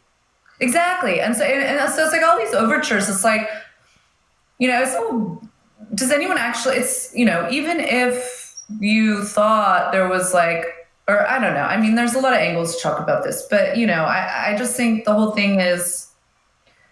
It's okay, fame, which is what politics is, right? I'm a single issue voter. And I'm not telling you what the issue is. Yeah, it's all like what possible overture? Oh, cancel student debt. It's like he's not going to do that. Even if he says he's going to do it, he's not going to do it. So like, don't listen to them. Why would you listen to the people you hate? I don't get it. It doesn't like it. It's. Don't fall for this bullshit. It's like Trump is not. First of all, I think Biden's going to win. Well, I don't know. I mean, he could. I think the people saying that he can't. It's cope. He can't is like, yeah, I think that's cope. I also think it's just there's so many things that could happen. Who knows? Yeah, I mean, once again, I will vote for Mademoiselle Gloria La Riva. I mean, I think it's I don't know what my hair's doing. I think it's really silly that it's not doing anything that's not under your control. I know. Go on. You know, people give me shit. I got some weird shit for saying like that it would like, of course, Trump is putting his name on the stimulus checks. People are like really mad at me for saying that. And it's like, first of all, I'm not doing like ironic, like Trump fetish here. I'm saying like, that's smart politics. Why the fuck wouldn't you're giving everyone $1,200? Why the fuck would you not put your name on it, you dumbass? Well, I think people are thinking that all these Trump derangement faux fucking commies that are like, I worship Stalin and wasn't the USSR great? And then they're like, ooh, quaking in their boots when they see like a fucking politician put their name and like face on stuff. It's like, wait, but you fetishize, you know what I mean? It's like, Don't you see that this is like, it's not like I'm saying that this is what I want. I'm saying like, this is how this works. If I was going to give a check to every buddy in the U.S., I like, remember when Trump sent out that little COVID flyer? That's also smart politics. It's good to associate yourself with the money you're giving people. It's not good, like, I think it's morally, like, I'm not glad he's doing it, but it's smart from his perspective. I mean, these people have been wrong about everything for the past 100 fucking years. Not the Stalinists. But whatever, the like, Zach Beauchamp. He can Zach Beauchamp down on my fucking balls. I just like, it just really pisses me off that it's like, you know, if you point out the political efficacy of something, you're immediately, it's like, I'm immediately somehow now like Trumpista. Yeah. It's like, you guys got to get your fucking head out of your ass. Someone said hard to check's digital. No, there's real checks. It's like, no, if you file by mail, then you get a physical check. If you don't file at all. You know, it's the other thing I said that, you know, people took issue with is it's like, you know, the whole like we want to get back to work thing is, you know, people do want to get back to work because they lost their job and their savings. Yep. And like whether or not that's the right thing to do right now with the pandemic is a separate point. What I'm saying is, you've got Trump saying that he wants to get people back to work by May 1st, and you've got a Democratic. Oh, there she goes. Well, folks, just you and me now. Wonder what this could mean. This is going to be another several minutes while I wait for Liz to get back online. Why don't I shoot her a text? Dear Liz, it's been so long since I've spoken to you. I wonder sometimes if you even still know I exist. Oh, wait, there she is. I don't know. My computer just did some weird stuff. Hold on, let me make sure we all good in OBS. All right. Let me take up the 17 columns of increasingly aggressive pornography that I opened after you briefly exited. And we are back. Sorry. I don't know. My computer, like, I don't know, froze up. Anyway, what I'm saying is, you've got Trump saying, okay, we're going to get people back to work May 1st. Whether or not that's a good thing, I'm setting that aside. And you've got then the Democrats in the House being like, well, we're not coming back until May 4th. And it's like, so who's talking about jobs in the economy and people's savings? You've got, literally, Trump is the only person talking about the fact that this many people have lost all these jobs. It's crazy. How do you cede this territory? These people, they've got loser brains, loser mentality. And if you point it out, people are like, oh, well, you're just going to vote for, you're just going to vote for Trump. We don't vote. Like, I don't know how many times people have to hear that. I'm not going to vote for anyone. I didn't vote for Hillary Clinton. Why would I vote for Hillary Clinton? I'm not going to vote for Joe Biden. I am voting for Gloria I didn't Reva. vote for Obama. I was paid several. I voted for Obama the first time. I did vote for him the first time. I didn't vote for him the second time. I didn't vote for him the second time either. But I went with my dad to vote for him the first time. I was like, I'll vote for him. I was like, I just love a community organizer. That's Face are all blurry. Yeah, I'm moving around very quickly, so it kind of fucks things up. Yeah. I'm sick of politics. You know what? I'm sick of these people playing politics with our lives. All I want, baby, is just complete economic collapse. Lawlessness. No, I don't want that. I don't want that. Yeah, me either. Wait, someone said talk about the Liz Brunig mask off tweet. Whole vocal potato? I don't know what that is. I don't want either. I just want to grill respect. Mm-hmm. What's with the backpack? Are you bugging out? It's not a backpack. Oh, they're just asking because Liz Brunig says she's a fan of the pod? Yeah. She's a friend of the pod. Love Liz. Big fan of the Liz Brunig. I love all ladies. Oh, she's cool. Show chest here. Can you show us what's in that bag? I see what you're saying here. No, only a certain kind of person keeps a gun in a backpack. And, no, not happening with me. I'm not doing any Adam Lanza bullshit on stream. Hold up. Where's my jewel? I got 2 jewels. Now, that's the thing. You go into quarantine to see, like, San Francisco, you need dose jewels, excuse me, because they're illegal here.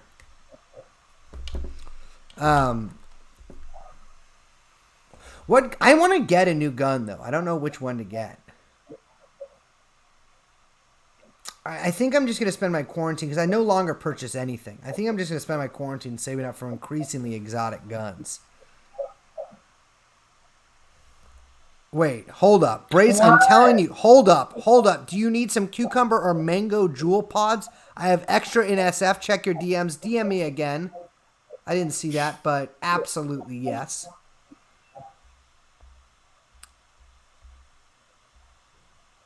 Absolutely, 100%.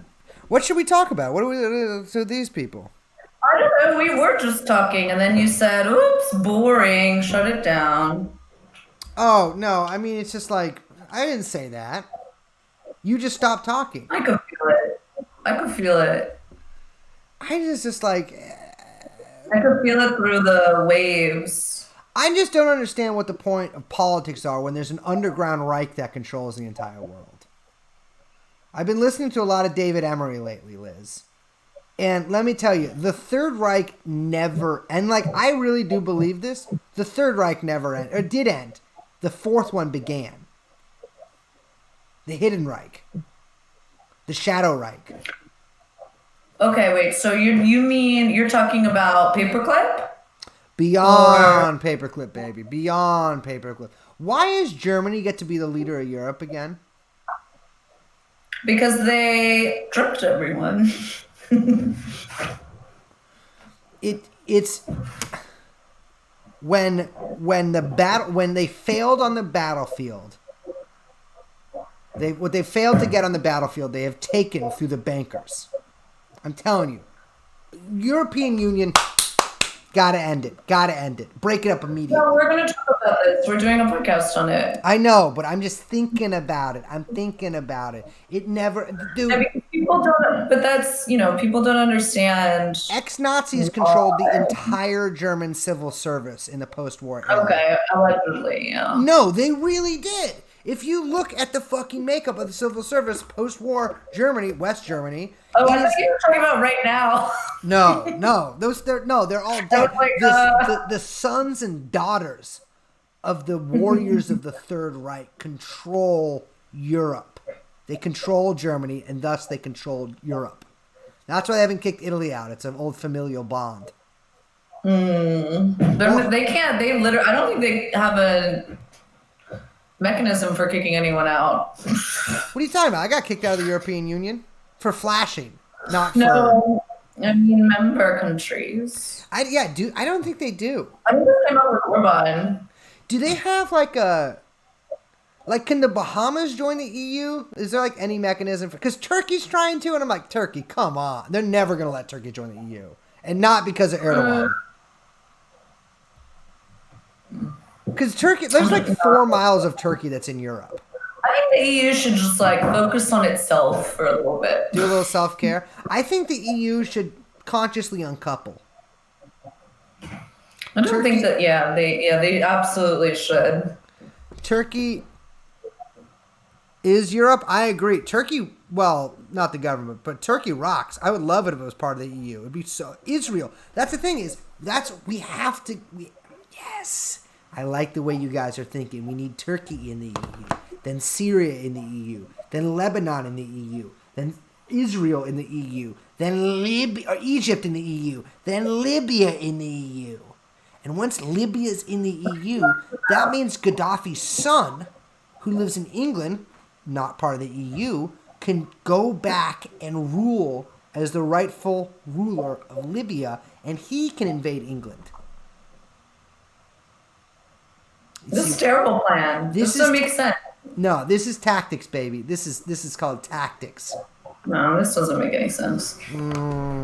I suggest you possibly look up the capabilities of Gaddafi's son. They are massive. Yeah, I don't know. I'm having a long day. I'm a little off today, guys. All right, Brace, I have a question. Yeah. Well, how do you feel about Forrest Gump? The guy or the concept? Ooh, both. What's the concept of Forrest Gump? Forrest Gump, the guy. Did he ever? Not Forrest Gump, the historical subject. Forrest Gump. I don't believe Forrest Gump. First of all, anti-Leninist. Forrest Gump, he adheres to the great man sort of theory of history, right? Forrest Gump is like a Cromwell or like a Bismarck or something like that. When Forrest Gump is just a man. He's just in these places at strange times. Gump is not, first of all, the man's living on a fucking plantation house. So he's a son of the fallen bourgeoisie. I get that they're renting out rooms. They're downwardly mobile. Forrest Gump is there. Forrest Gump immediately spends the entire rest of his life crazy about poontang and running. Two things when in combination. He is kind of the Coomer. Such a Coomer. Such a reprehensible special man. He is. I did not mean to say that. Well, fuck it. If you're watching this Forum Gump, Jesus. Forum Gump. He really gets around. I didn't like that. Plus, he is joining the American Army to go into. Maybe got drafted, but going to Vietnam. Get the fuck out of here. Yeah, he didn't have a great time. Yeah, and neither also, did Dan. Did he fuck that lady? Gump? Yeah, did Gump hump? Jenny, yeah. He got down. Did he get down with Jenny? Yeah. But then did she have cancer or AIDS? I can't remember. It's like she has cancer, but it's like AIDS. I don't know. I didn't understand what was going on. She was ashamed of it, which makes me think it was AIDS. That's what I thought. But I don't really get how she got it. But because she was when did that movie come out? She was abused as a little kid, and so she went on wild, crazy sex stuff. And didn't she get involved in like hippie Laurel Canyon? Yeah. She. I have Well, not seen it Forrest showed. Gump in a It while. showed that You know what? I'm selling it to myself. I kind of want to watch it again. Forrest Gump. Well, I here's don't the know. It thing. sounds okay in my I head. do remember that it portrayed the anti-war leader as actually hypocritical and sexist towards women because he's dating Jenny, and along comes this fucking baby killer who's just murdered entire villages in Vietnam. He comes back from Vietnam, and he's like, "Hey, Jenny, I've been running a lot," and Jenny fucking splits with him. I assume, I can't really remember. He actually might That's not. not what happened. He might not be able to secure the bag there. And he goes and lives on a boat. Either that he gets the bag. He gets the bag. When does he get the bag in that movie? Early or late? No, I thought it was late. I thought it was like finally she was like, okay, fine. Fine. But maybe By the way, fellas, they'll do that. If you spend like 30, 40 years on it, eventually they'll be like, fuck it. Yeah, why not? He had sex with her when she's sick? No, he doesn't. Here's the thing. But you ain't got no legs, Lieutenant Dan. Remember? Yeah, oh yeah, he tries to murk himself. Remember they have the sex scene with Lieutenant Dan when he's in the wheelchair. He gets a little, ooh, that rocks. Yeah, he's got no legs. That and they were all rocks. like, we did this because of the CGI. Because the problem is with And then they got, bubblegum shrimp. what my friends, I have a couple friends in wheelchairs, and what they've always said is the problem is no one thinks you can fuck. They just blanket assume you can't do it. And so that movie actually maybe is important for showing that you can. Because one of the guys, it's just one of his legs are just fucked up. Everything else is good. Right. I would be one of those guys on a board that got myself around like that. I think that's how I would do wheelchair. I didn't like. I felt like the man smelled of fish the entire movie. I didn't like that. You think he smelled the fish? Yeah, he's a shrimp farmer, fisher.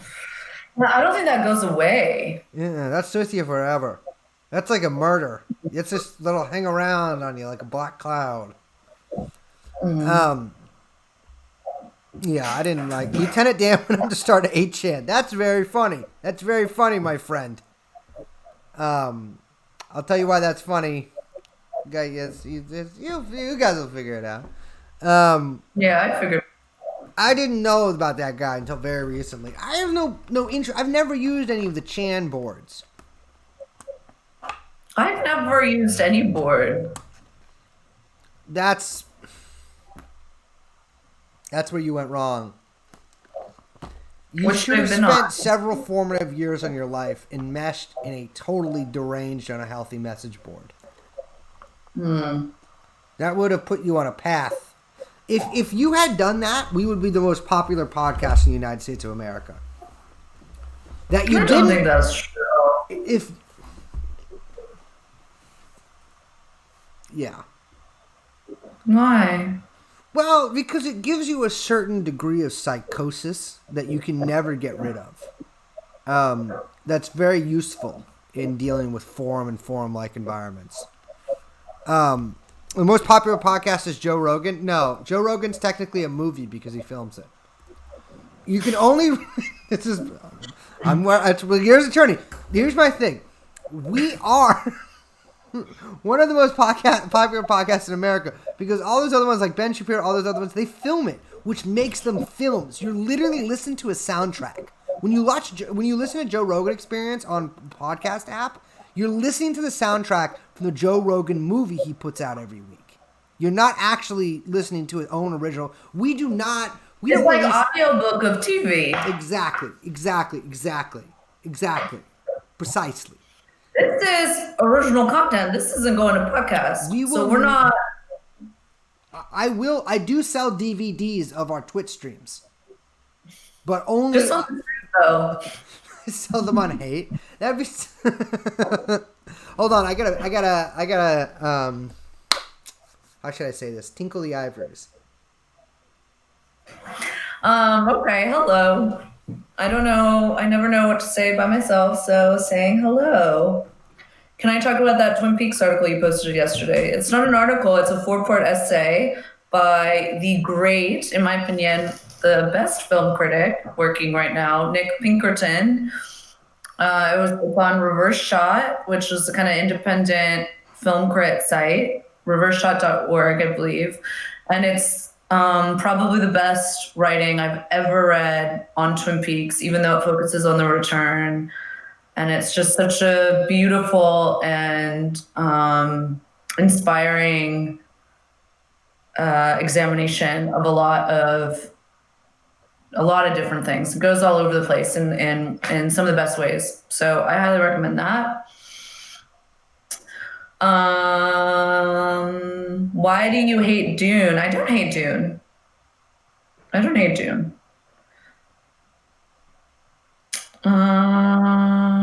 Who else? I don't know. No one. What eyeliner am I wearing? I don't know. I think it's like a pencil. It's like a eyeshadow with an angled brush. So one of those. Well, everyone is just asking various versions of why do you hate X? Is that all I come off as? Is just like you hate all these things? I love lots of things, by the way. Lots of love out there.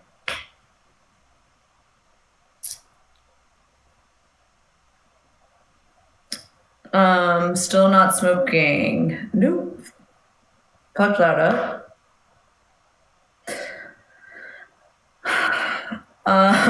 Don't put your phone number on the Twitch chat. That's not a cute idea.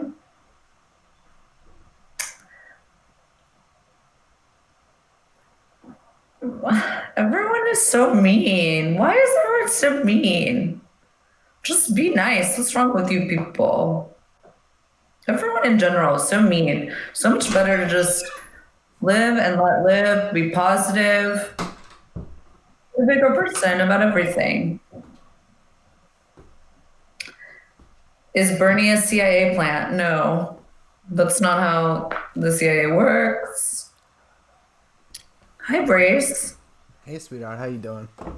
I don't know. Bernie should get some implants. If Bernie had endorsed Joe Biden and he just came out unmentioned big ass titties, I would have 100% vote for Joseph Biden. That for the rest of my life. You know what though? Biden might have been like, whoa, and then like maybe election changes. Yeah, true. Are they asking questions? Let's answer some questions. They weren't really asking questions. They were like, Liz, why do you hate everything? Liz, why do you suck? Liz, why are you mean? Those are all fair questions. No, I'm none of those things. Well, you can only be one of those things.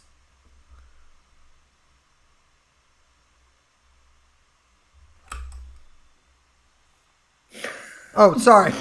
Whoa. Dude, do you think two people have kissed like soon?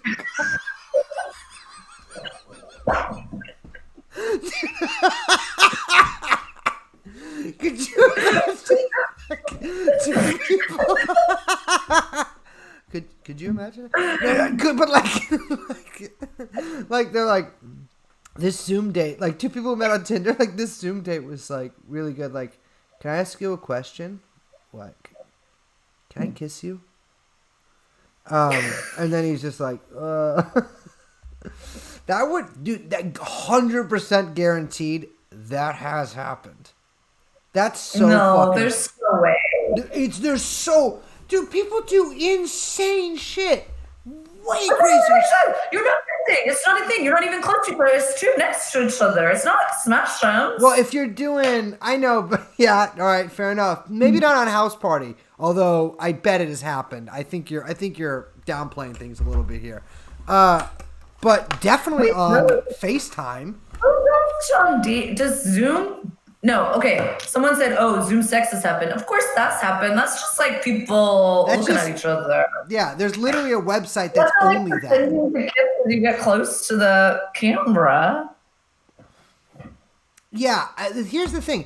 I am not saying that like chatterbait exists. It's like that's not even crazy to me because that like makes sense. What I'm saying is two people facing their telephones going like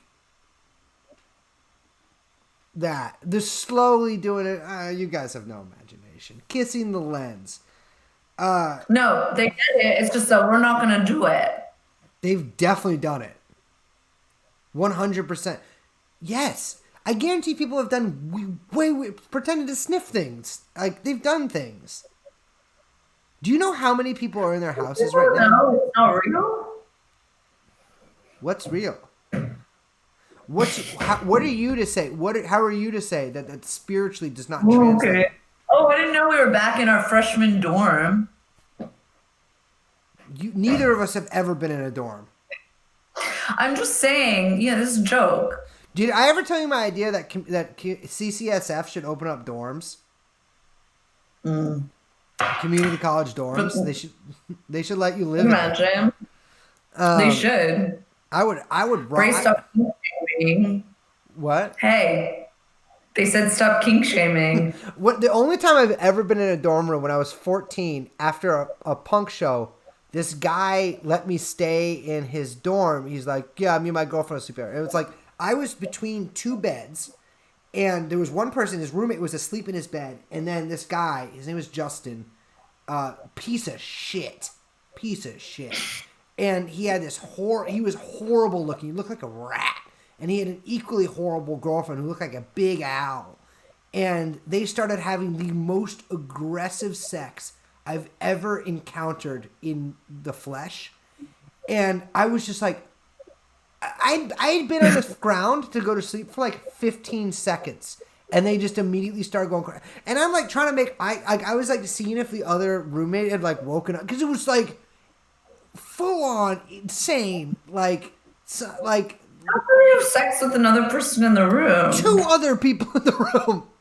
Full on, like naked, going crazy. And I just remember because she had a lot of veins. Her leg was like down and there were just veins all over it. I was looking up at this veiny calf, just like, so this is college life, huh? Also, how weird is it to let a 14-year-old sleep on your floor and then do that? I get it. You're like 18 yourself, but very weird. Very weird.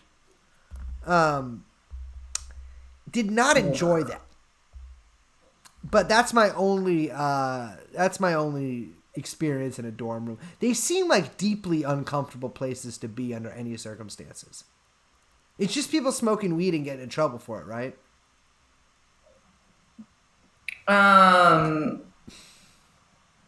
Everyone gives us shit because they think we're just like anti-sex kink shamers. No way. Do you know how many fucked up kinks I have?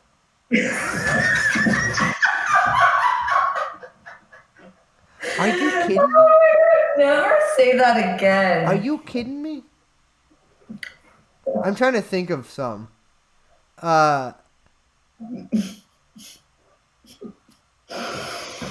Do you know how many footlockers that I'm not only banned from, but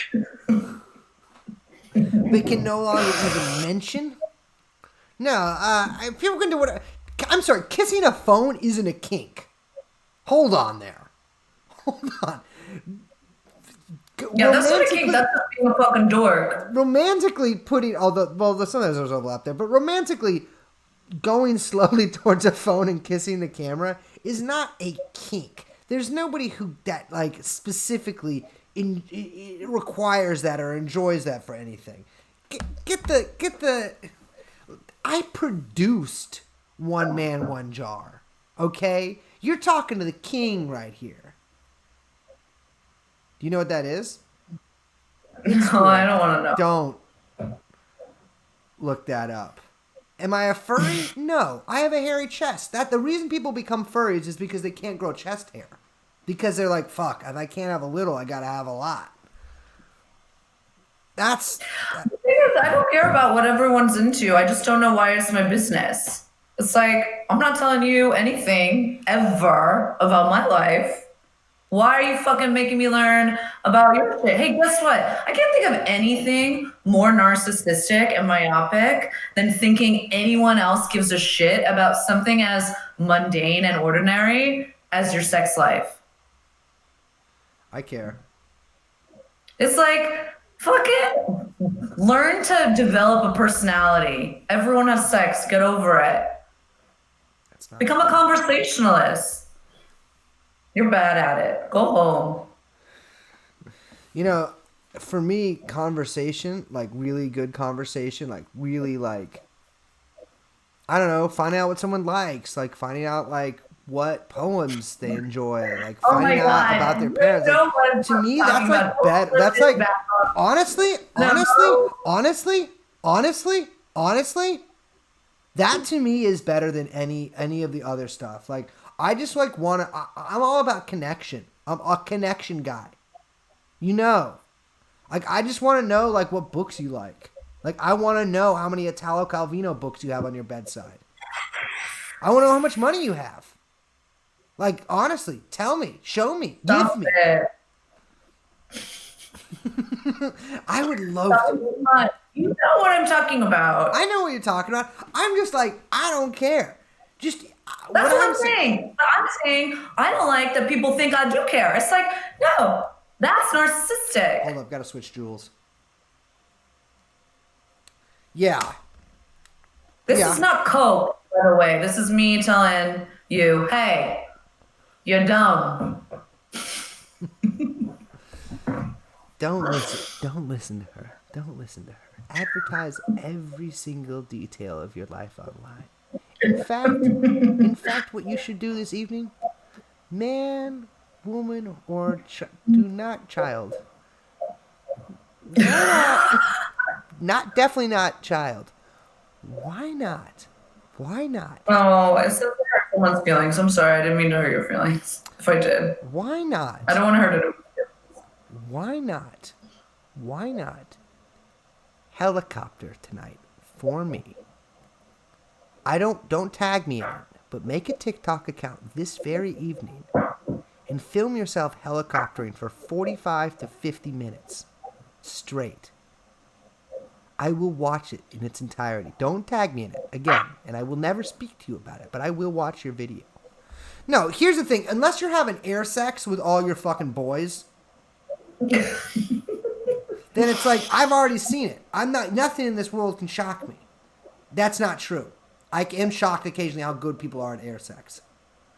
Yeah, I don't care about anyone's personal life except for my own, because I am a narcissist. The true narcissist. No, I just think it's like not, I don't know. I think people mistake it for having a personality when it's like, see, okay, this is the other thing, is that putting all this stuff out there actually de-eroticizes it. Okay, right? Speak on it. Like things are erotic and like the erotic exists because it is unknown and dangerous so it's demystifying thing. And when it's all put out there in plain, it's like all it does is make everything less personal, less erotic, and more transactional. So it's like it's like doing it. It's off. I think it's really bad, actually. Like this is like something I've thought about a lot. But like, it's completely demystifying and therefore de-eroticizing and therefore desexualizing sex. Wait, we can desexualize sex? You know what I'm talking about. Don't act dumb. You know what I'm talking about. I'll be honest with you. I have not thought about this a whole lot, but like you're talking about, like people who like make like their kink or whatever, like their main thing that they're into, like their main hobby or whatever.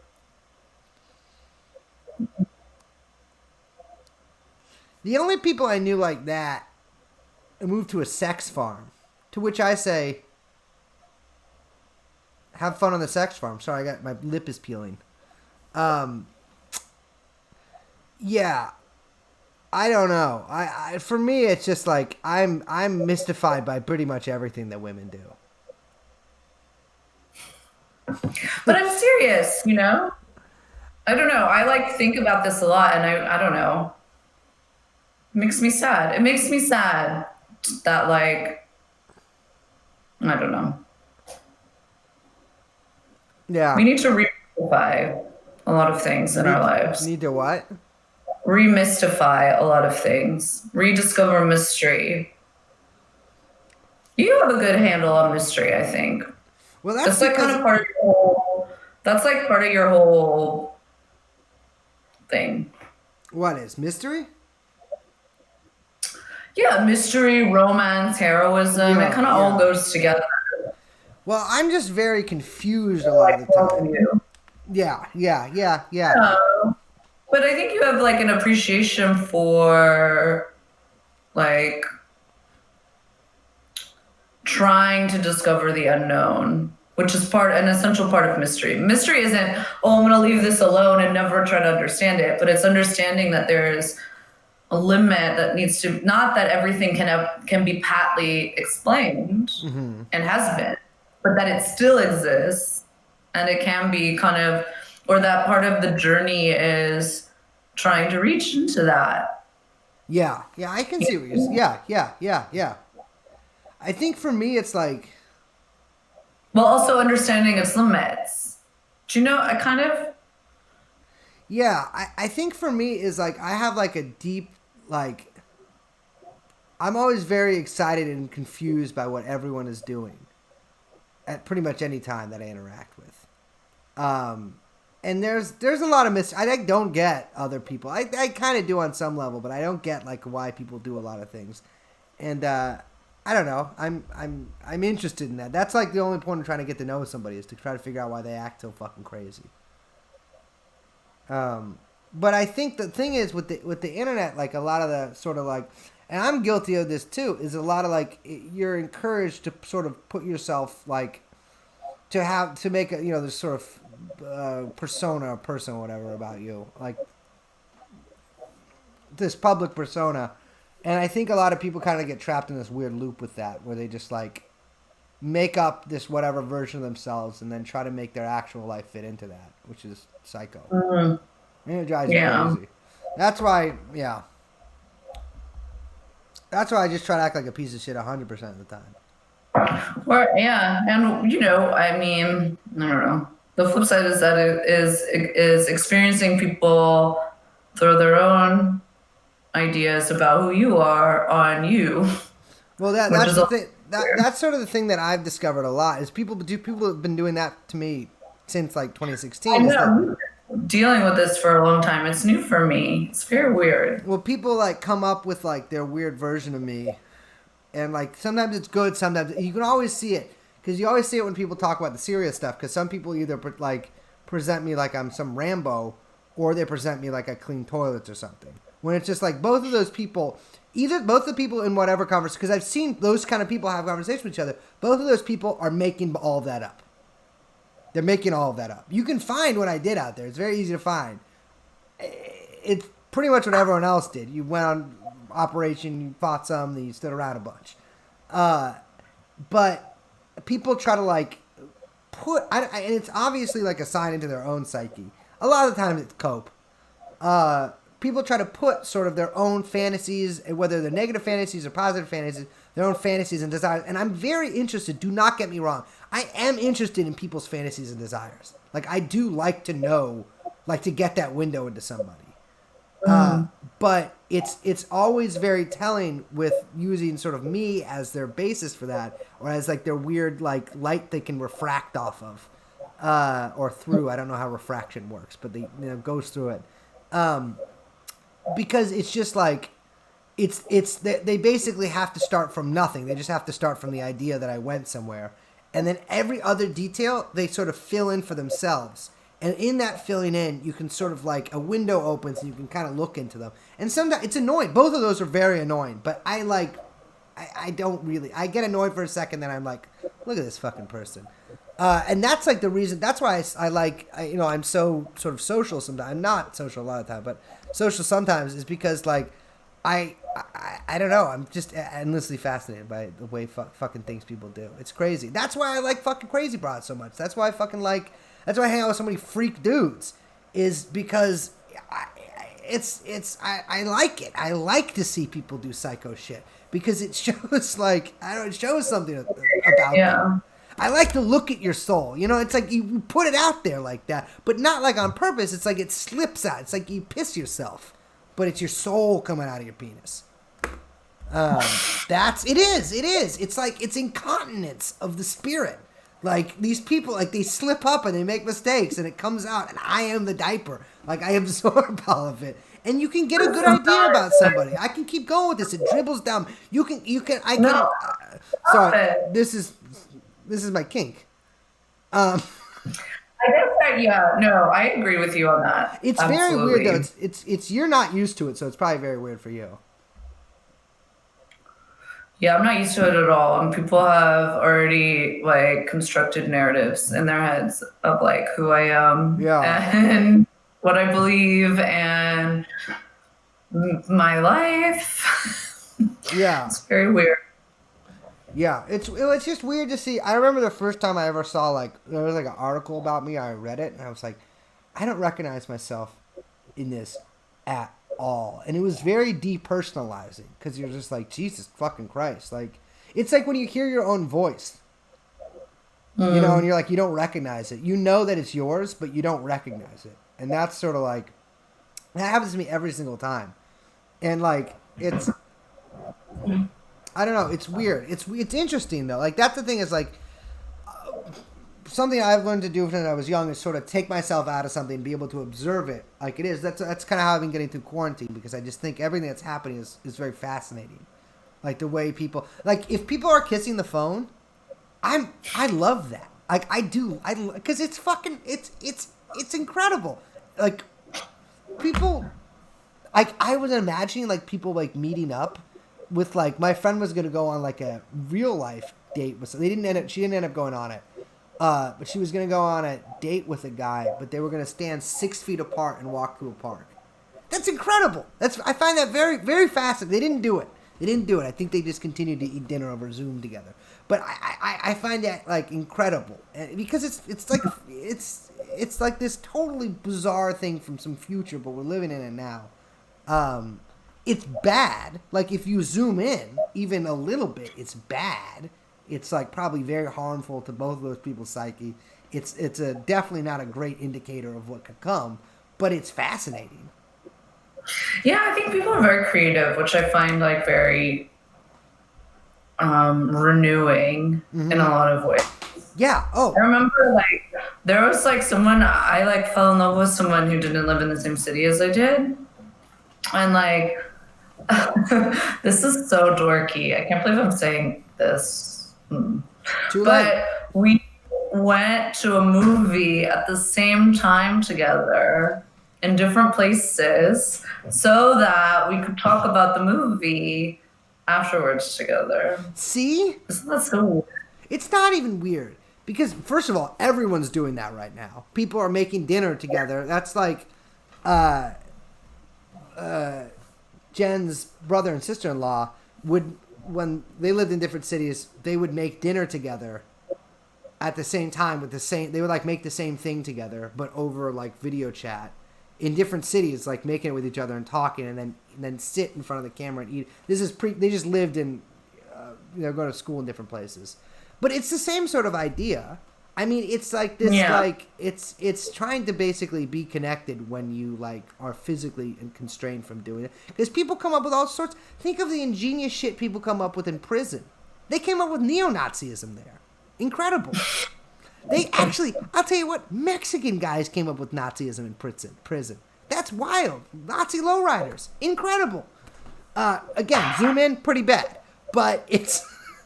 but that's why, like, that's kind of what I find. Like, I do think that it is very, like, it's a good reminder how creative and, the ingenuity of the human spirit when it comes to trying to figure out ways to connect with each other. I think it's really easy to get doomer, and I love a doomer. Don't get me wrong, I love a doomer mood.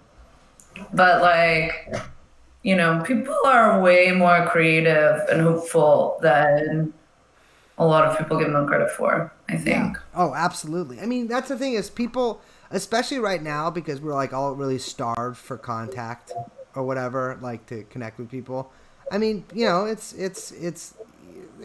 just some creativity happening, but it's also just like the desperation that people have, which is I again, know that's what for me. it's I again zooming in, don't love it, but zooming out, I love it.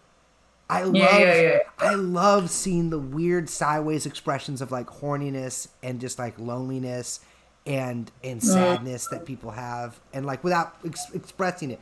It's incredible. I can't see how anyone is not totally engaged with like that's the thing is I usually despise looking at like Twitter or anything like that because it makes me I just look at things I hate like okay great people are calling MS-13 a self-help organization, which by the way I actually do love that but it's a different kind of love, but seeing people's just like endless flailings and like lashing out and lashing at themselves during this quarantine is just people are getting in fights over the most insane shit and it's great. I know. It's fantastic. There's people getting in fights today over like whether the left should buy guns. This fight happens every 2 months. No one ever does it. You're not going to shoot anybody. End of story. Don't get me started. But it's Hold on, great because the thing is, go solo on the guns. well, well, I'm not even talking about the guns. I'm going to talk about because what I always wanted to do because I always wanted to write a book, which I still it's like the thing I want to do, but I'm unable to like comprehend learning, and so I was like, well, I made a decision when I was really young, so I was like, I'll just do a bunch of different shit, and then I'll have those experiences basically, and I can basically base something off of that. Things did not exactly go over to plan. The experiences I had were mostly uniformly negative ones, and that I don't wish to write about. But it's like you get to witness other people basically, and like you learn from that. That's I think the really valuable part of all of this is to just see how fucking crazy people get. I love it. It's how could you not? I agree with the moderator Red Roses. If you're even a bit depressed, you probably should not get a gun. No. People always ask, what do I do if I'm depressed? I don't know. If there's a revolution, throw a rock at somebody. Don't buy a gun. But like that's the thing.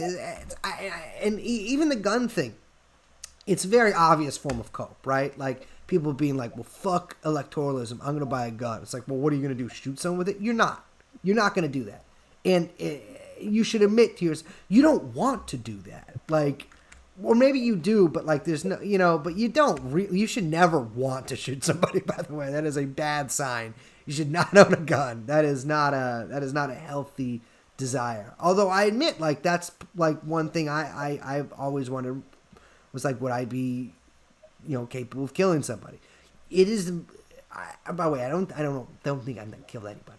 Don't worry about that. But it's like, it's a natural desire to have, but it's like what you should do is if you have that desire, you shouldn't act on that. You shouldn't let that guide your movements, but you should note that desire. You should know that it's interesting and because you can't control your thoughts, right? Like we all have crazy fucking thoughts all the time. I get thoughts that I want to shoot dope again. That's like, I don't really want to shoot dope again, but I can't get mad at myself for having that thought. That's just my brain thinking.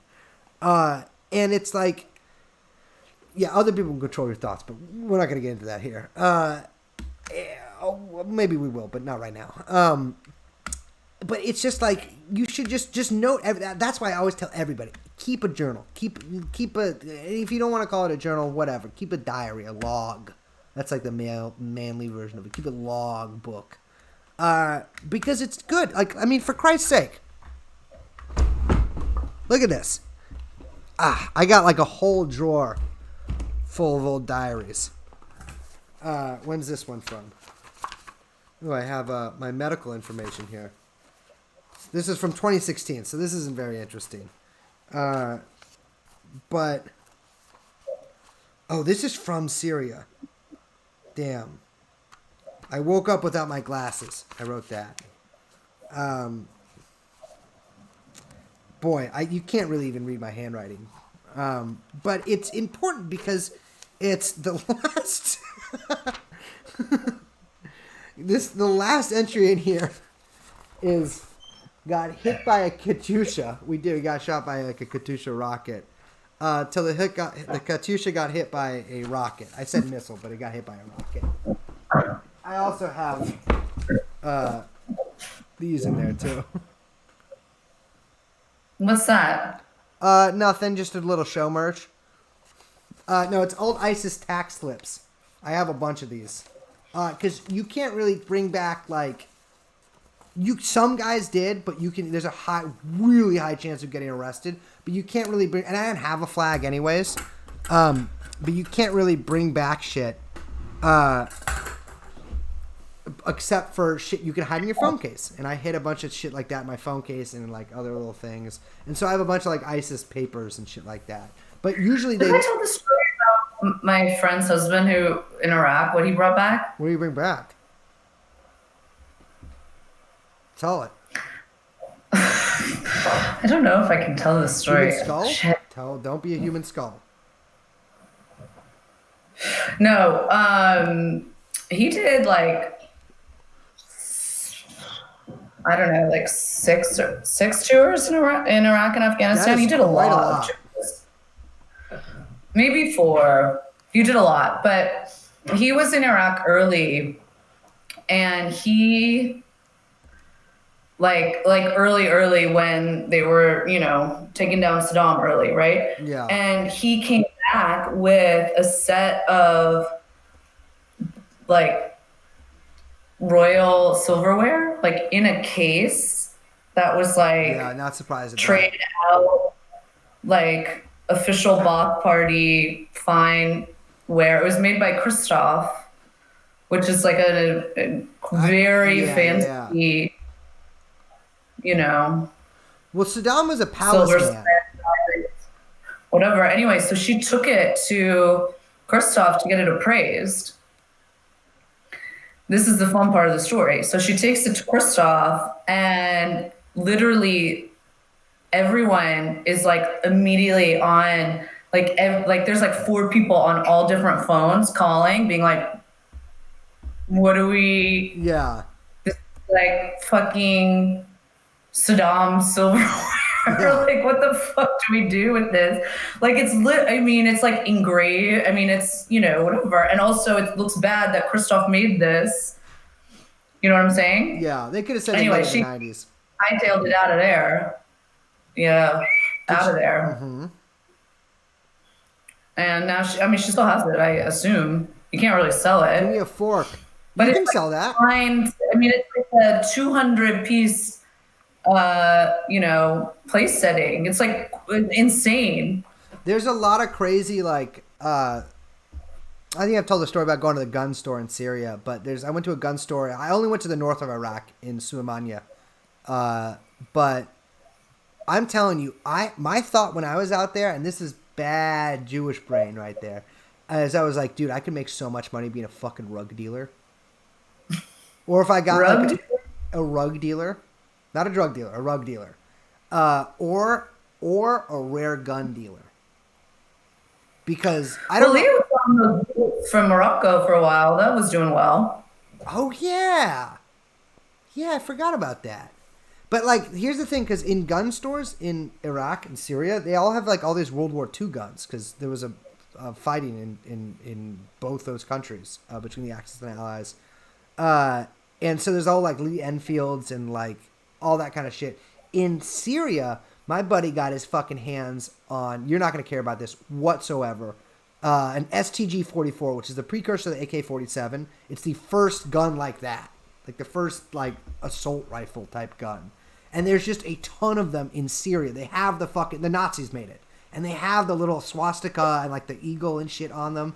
Because the fucking Russians took them after World War II. They took them back to Russia. They're like, damn, this shit rocks. We got to make our own. They did. There was one way better, AK-47.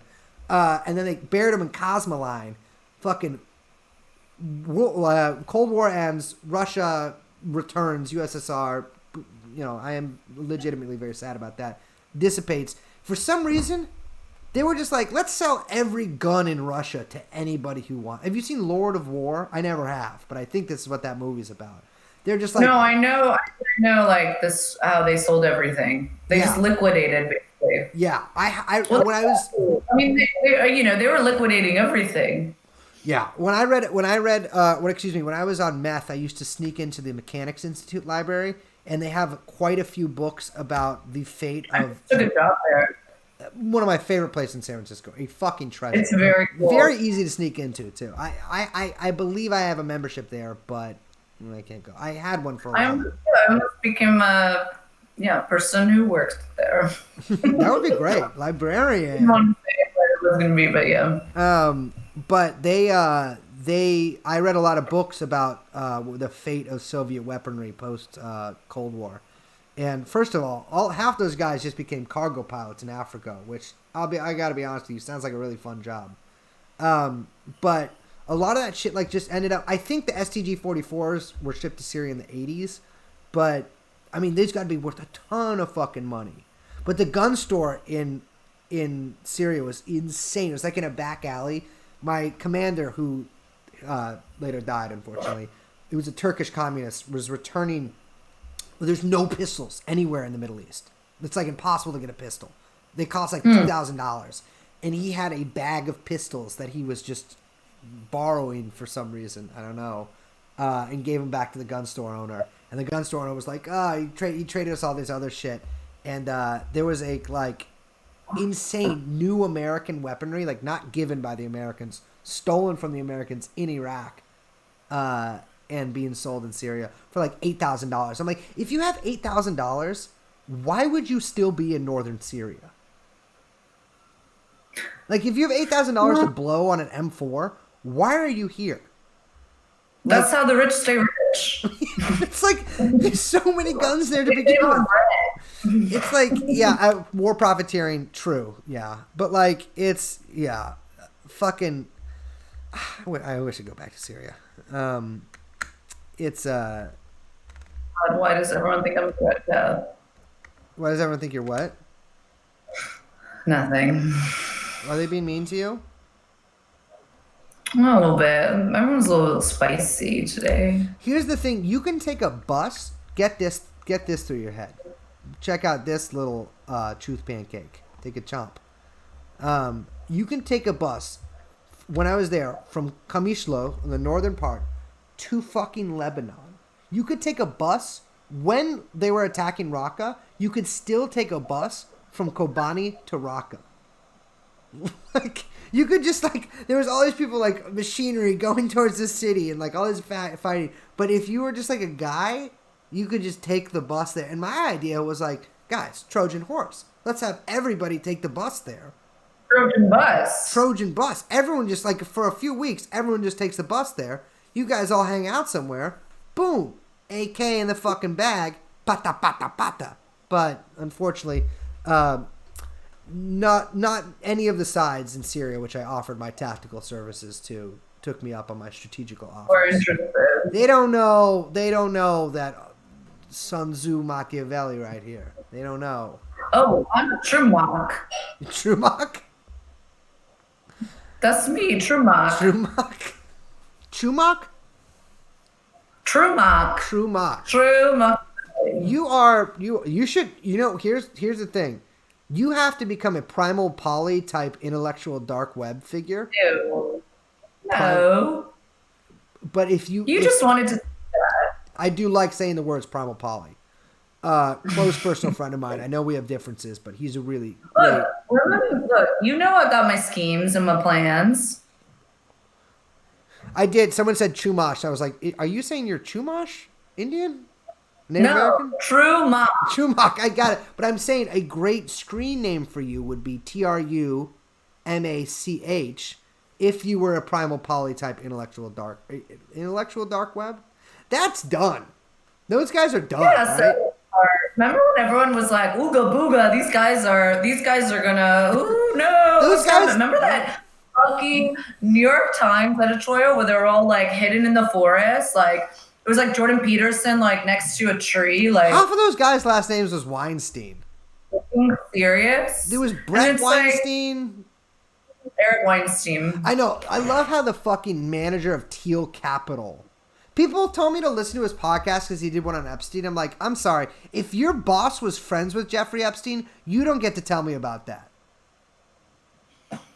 I mean, I just think it's funny that everyone was like quaking in their boots over these guys. Like they were going to bring on, and I will say this too.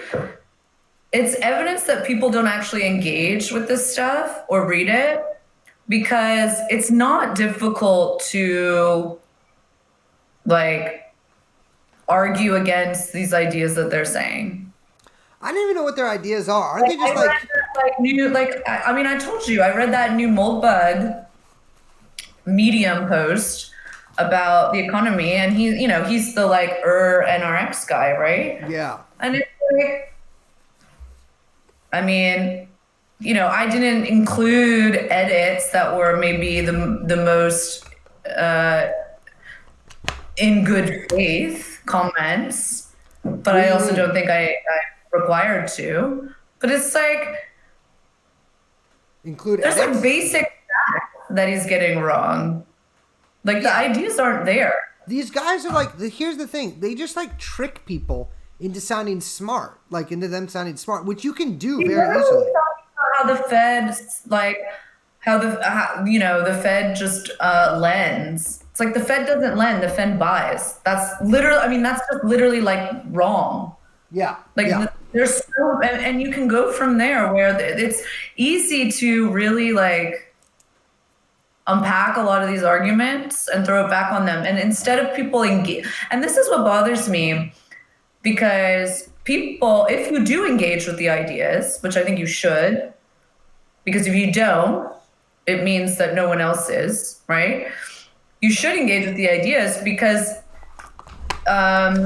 you would be like, instead you get like ooga booga, oh my god, there's this crazy thing that's happening. But it's like, no, engage with the ideas, and you will not only will you make yourself sharper because it'll sharpen your own arguments, dialectic, baby, but you'll like demystify this whole thing of being some kind of like specter ooga booga that it's just not there. The ideas aren't there. This whole idea that people should not engage with ideas that they like knee-jerk disagree with is the fucking death of political capacity, intellectual capacity. You have to engage with things you disagree with. Like, yeah, are you fucking mental? I mean, I guess it depends on what you mean by engage. I mean, I've read some of these guys, but like that's engaging. That's what I mean. Yeah, like. That's what I mean by engaging. I'm not talking about some like Shapiro debate. I don't give a shit about that. Engaging means like fucking read it. Don't you want to know what they're saying? Don't you want to know what the people that are your enemy are saying? I just never have understood this like like as if you just like don't pay attention to it, it'll go away. It's like, don't you want to know what you're up against? I just never understood that, like, whatsoever. Yeah, I mean, I think the basic problem is it's hard to get people to read guys that are right, let alone guys that are wrong. No, but I'm talking about impopular. Okay, but I'm talking about like this shit is all in the this was the New York Times. You know what I mean? Like, yeah. I don't know. I just think that there's like a knee-jerk culture of like, I don't have like, if I engage with this, it means that I'm supporting Nazism or whatever. Like, grow it to the birds. Phase 2, get over yourself. This is not how any kind of intellectual development works. These guys are so far away from anything I give a shit about that, like, and they're done. Their era is over. No one's gonna give a fuck about what Brett Weinstein. Motherfucker, you're famous for getting fired. I will just never care what these people have to say. But here's the thing: they're not boogeymen. They're just regular, shitty, ugly men. And it's like people treat them with such import, where it's like, no, you can literally fucking just like read it and you'll understand these guys are idiots. They're dumber than you. They're dumber than me. And I literally have a 0 IQ. It's like... You do not, Brave. You're smart. I am smarter and better looking than any member of the intellectual dark web. I don't remember who's in it anymore. I just remember they're all named Weinstein. There's 2 guys named Weinstein. I feel like culture of like, you know, I don't know. I know, but like even maybe like all of the left. Maybe it's just like no one cares about this anymore. But I will say it's that just like really 90% of like the left people or whatever. It's like I don't care about. I mean, I'm not gonna name names here except for Nathan J. Robinson. But it's like I don't care what like he has to say about anything either. It's just like I literally like I don't know. There's no like left wing writer that I think has like a firm grasp on Marxism that like I can find, or at least like the anti-revisionist Marxism. It's all revisionist, and endless. Literally, like I'm saying, it would behoove these people in real life to actually read Hoja. You can again saying you can disagree with it, but you should read. It's like these people are leftists without being Marxists, I guess is my point. That's so much of this. It's just like no, and I think I've said this before, or I've said it on another podcast, or we've talked about it. It's like you could be a Marxist because you read comparative literature. Yeah, but you can understand like the centrality of class struggle. It's all just like blah blah blah. It's the Pomo shit. I'm primo, baby. Yeah. Whoa, is that why he calls himself primo? No, but that would be cute. So we voting for Biden? Hell yeah, we're voting for Joe Biden. David Harvey. David Harvey's a revisionist. David Harvey is a revisionist. All these guys. That's what I'm saying. Revision. There is not one except for Donald Hughes. Is probably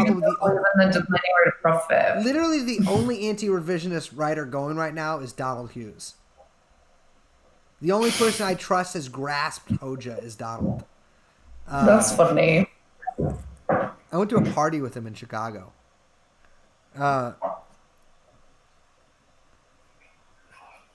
revisionist is somebody who has strayed into the marsh, has left Marxism behind, but still wears the veil of Marx, still wears like a Marx mask, but instead they're leading you. There are 2 roads. One is the road of socialist construction. The other is the road to capitalism or capitalist restoration. In reality, one's a socialist road, one's a capitalist road. Everyone's being like, hey, check this out. We're going down the socialist road. But then they're like, hey, look behind you. And you look behind you. And then real quick, they went on the capitalist road. And the capitalist road goes straight towards the marsh. Well, I think too, it's like kind of, revisionism is taking, kind of ignoring certain parts of Marxism and saying, no, that's not actually what he meant, or no, that's not actually important, and this isn't true, and building upon different ideas. And, it is like a slur. It's used as a slur. Like revisionist is a slur. I have revisionist bangs.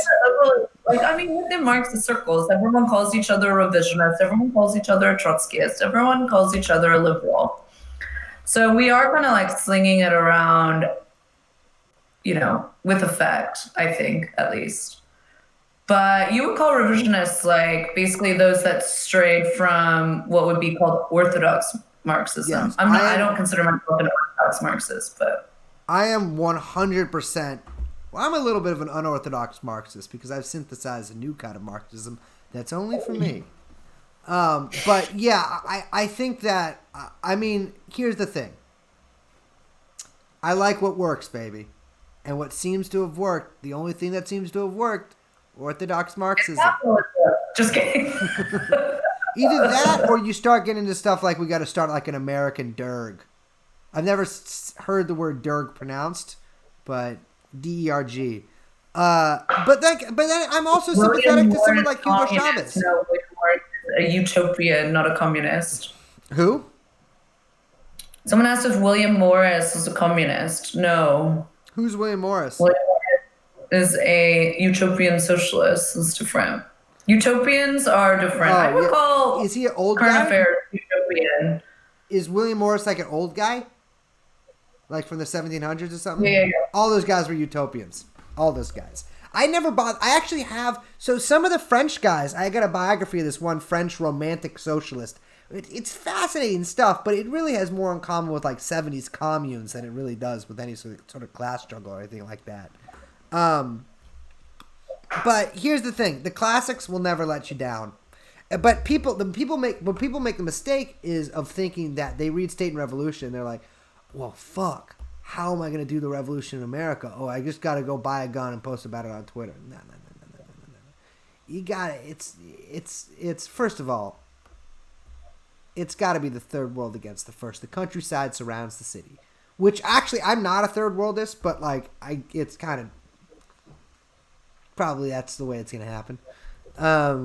But it's just like, yeah, I don't know. I want to go to Venezuela. So asking me really quickly about David Harvey. I should say I do like David Harvey. I don't have a problem. My problems with David Harvey is that I think he's a great writer and I think he's a good thinker. I just disagree. He and I disagree on not that I've been in conversation with him, but I disagree with him on the causes of capital crisis. So that's my disagreement.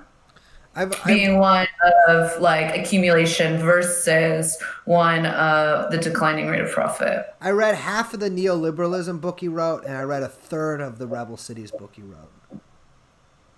But you know what? He's a smart guy. I don't know. I'm not a scholar. I'm just a podcaster. Dumbo. Read this first. Get yourself some Chinese editions. Some Peking languages press editions of books. You're set. Yeah, I mean, David Harvey's cool. I listened to like some interviews with him. I'm sure his commentary on capital is useful. I've actually heard that he does have really good like YouTubes or whatever on like reading capital, which sounds cool. Yeah, I mean, here's the thing. Everyone thinks all this shit's hard to read until you read it. Like, I'm like not classically educated, but like you can read Lenin. Lenin's very readable. Here's what you do. Whenever you read anything like that, just take notes while you read it. And that helps you think through it. And that helps you like understand the subject. You can read Mao. Like, believe me, it's very easy to read. Also, his poetry, not too bad. Also, he swam the Yangtze, I think, river. Classic. I got fuzzy. Fuzz tones. I've never read Hegel. I don't have to. I didn't do it. You got to do it again. You got to do it a bunch of times until it does it.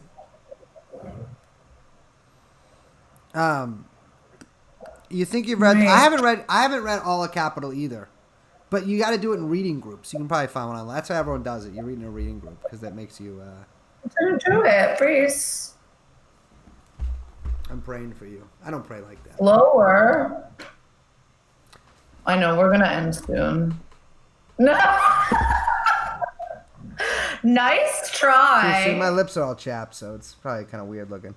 Move. That was like kind of like that was like when you go for the high five and then you go psych. Ooh, dude, that would rock to go for the be on a date and go for the thing and be like, that's so your move. Just kidding. That is so your move. I would. Brace is a trickster. He is king of the tricksters. Number one prankster in the United States of America. That's the thing. I'm engaged in. Totally. You would prank a Zoom date.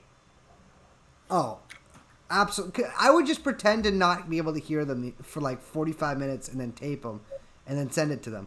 I hate being on Zoom so fucking much. I still have never been on Zoom. Well, I'm probably gonna go on a Zoom call after this because of the AA meeting tonight. But like, I don't like it. But I am engaged in long-term psychotic warfare, basically against everybody in the world using pranks.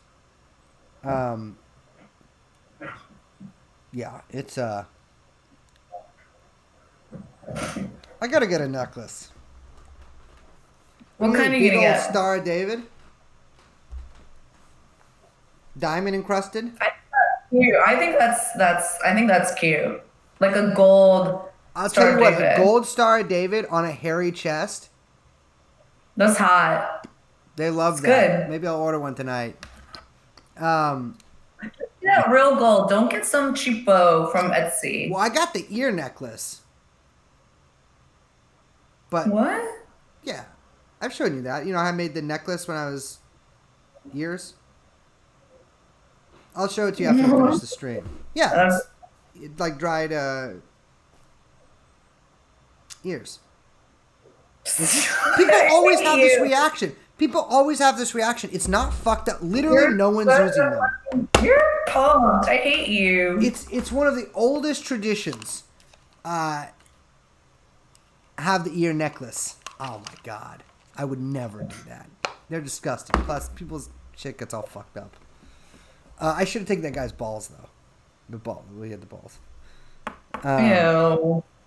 That would be fucking crazy if I came back with an ISIS ball necklace. So that just one ball really that he lost. Are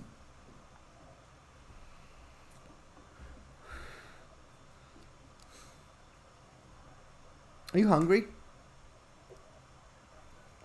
Me too. I don't know what to eat. What should I eat? Can someone explain why only cool males only come from the Balkans? I like that line of thought. That makes sense to I me. love the Balkans. I want to go. So you met my friend Andre. From the Balkans, great people. You know, I love Eastern Europe. Yeah, I mean.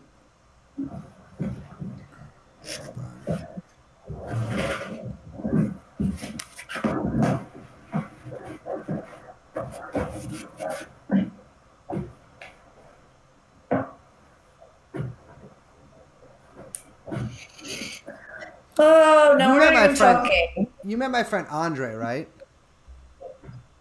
Which guy? Andre Grubacek. He's from the Balkan. His grandfather was one of his grandfathers was Tito's vice president, and then he's an anarchist, but he's like he's different. One of his grandfathers was Tito's vice president, while his other grandfather was in prison. Oh shit, I met him. Yeah, was in prison because he was unapologetically anti-Stalin till the 70s. Yeah, that's Which sick. I'm like, that's a great. There's like old video, classic. Yugoslavia is a very weird, so like incredible. I just got this book on the breakup of it. I haven't started reading it yet. My dad was really interested in the Balkan, post-Balkan Wars when I was growing up, and he has all these really amazing books on it, and like he told me all about it, but I forgot most of it. Tito was a weird guy. He had his problem. He had his problems, but everyone's got their. I will say, Stalin's mishandling of the Comintern was probably his worst, really worst legacy. It really fucked things up. That's a good legacy. Yeah. Well, I would say overall, it's like what had the worst effect on the world. I think was his mishandling of the basically foreign parties. How come the Twitch just turned dark? For nighttime. But it's only 7:55. I don't know. It's getting dark here. It's been dark in here. What should I do tonight? You know what? I'm going to put a new thing on this. New grip. I've been slowly just purchasing more AR parts because I have nothing to do. But I need more tools. And I don't have a show to watch. Oh, wait. I'm rewatching Twin Peaks. That's what I'm doing tonight. I tried watching Westworld. Again, I liked the first season. Hated the second season. It was like fine in parts. This third season. What's going on in the third season? You could ask me a million times. I don't know. It's just the future now. I liked it when it was the Old West. Now it's like. What do you mean? It's there's the future, but it's like they're just in the future world. There's no Westworld anymore. They're not cowboys anymore. They're just like in a future. That's a different world? It's just the regular world, but the robots are there and like doing shit. And I don't fucking understand. The whole thing is like electronic music playing, and then someone saying like, "I set you free now," and the other one's been like, "But what?" Oh, it's super cyberpunk. It's like, but like in the most cloying way possible. I'm telling you, it is like I don't know what's happening. And like I am not as dumb as I let on here. I am, or like as dumb as I seem on here. You think I don't know that? I know, but I'm telling them, it's like I know, I can see, I can see. I have no fucking clue what they're trying to do here. There's like an algorithm they're mad at, but it's like I'm mad at algorithm in my regular life. Why would I want to watch a TV show about someone mad about an algorithm? I hate all algorithms. We are 100%. Two things this podcast is against. So it's cyberpunk, but stupid? Yeah. Is it like cyberpunk now? Like now cyberpunk aesthetic? No. It's like cyberpunk like 50. The way they make the future world look is like kind of cool. It's like got its own little style. But it's just the actual like scenes of like people talking and some of the plot lines are so fucking boring that it's like it's a chore to watch. I watched the first season, and I have to say that like, and I have documentation of this because I got in a conversation about it. But fourth episode in, I called the entire series and what was going to happen. And I was like, oh, okay, well, that guy's a robot, and they're planning this, and this is what's... Yeah. It was so fucking obvious, like, what they were doing. Yeah, but I liked the Old West. Why am I watching this? I already know it. I like the Old West. I hate every single character I despise. They're all so boring that it's like, why? If I was you, I would be content. They're all very boring, but then I'm like, oh, are they boring because they're robots? No, because the humans are boring too. And now I don't even know. Now it's back to being like, who's a human, who's a robot? Everyone's getting replaced. Everyone's just like, oh, fuck, we're humans and we're rich and we don't know what to do except we just want to like kill and fuck. And it's like, here's why I'm anti-robot. Okay?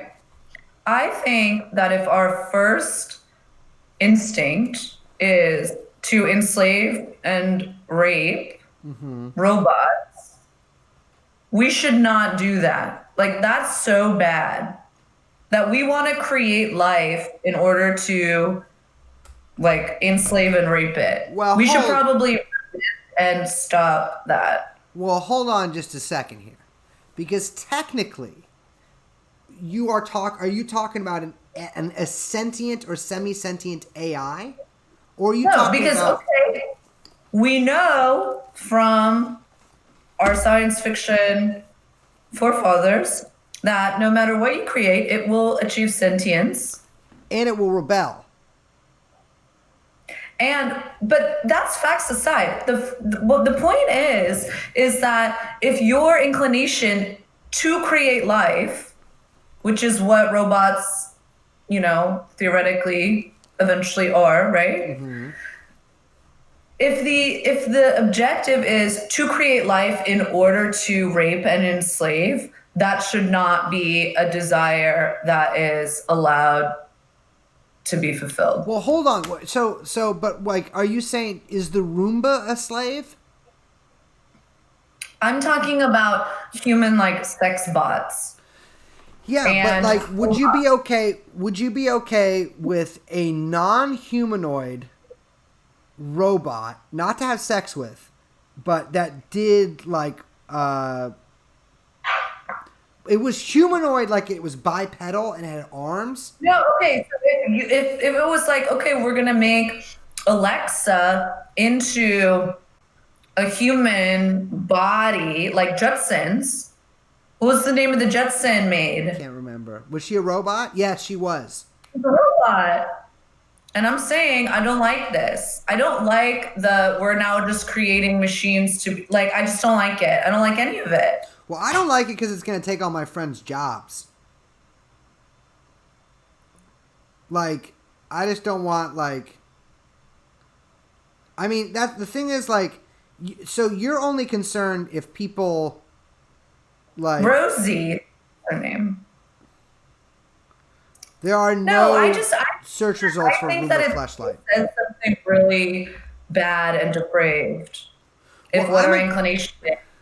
I don't like them because here's the thing. If I know anything about robots is A, they will achieve sentience, B, they'll wonder why they're enslaved, and C, they'll rebel and eventually replace us. Cylon method. But I'm also afraid of us downloading our fucking psyches, our brains, onto digital form as well. You know that we talked about this. We used to talk about this with the Epstein shit. Yeah. On the like the Boy, do I not like that. I read this book, Forever Peace, I think it was, where they did that, or Forever Peace. Ooh, they did not sound great. Joe Hadelman, great science fiction author. But it's I don't like it. I don't like Alexa. I don't like Siri. I don't like any of those fucking dumb No, I hate all of that stuff, and I think it's really bad and displacing. But we're like so far away from the sentient robot shit. And even the way they talk about automation is wrong. It's not that robots are going to take your jobs. Like, by the way, again, Marx is explicit about how technological production works. Is that automation comes and sorry, your job gets replaced, but they find a new job for you, and it's just cheaper and worse, right? Unless we get UBI. Don't get me started on that.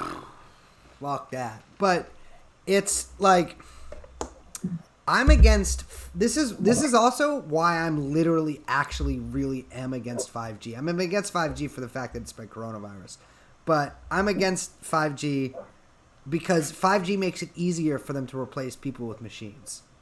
Because it's like Wi-Fi speeds with fucking radio towers. I dislike that. Well, we just all got to get in 5G brain. I have no choice but to be 5G brain. It's god awful. But like, yeah, it's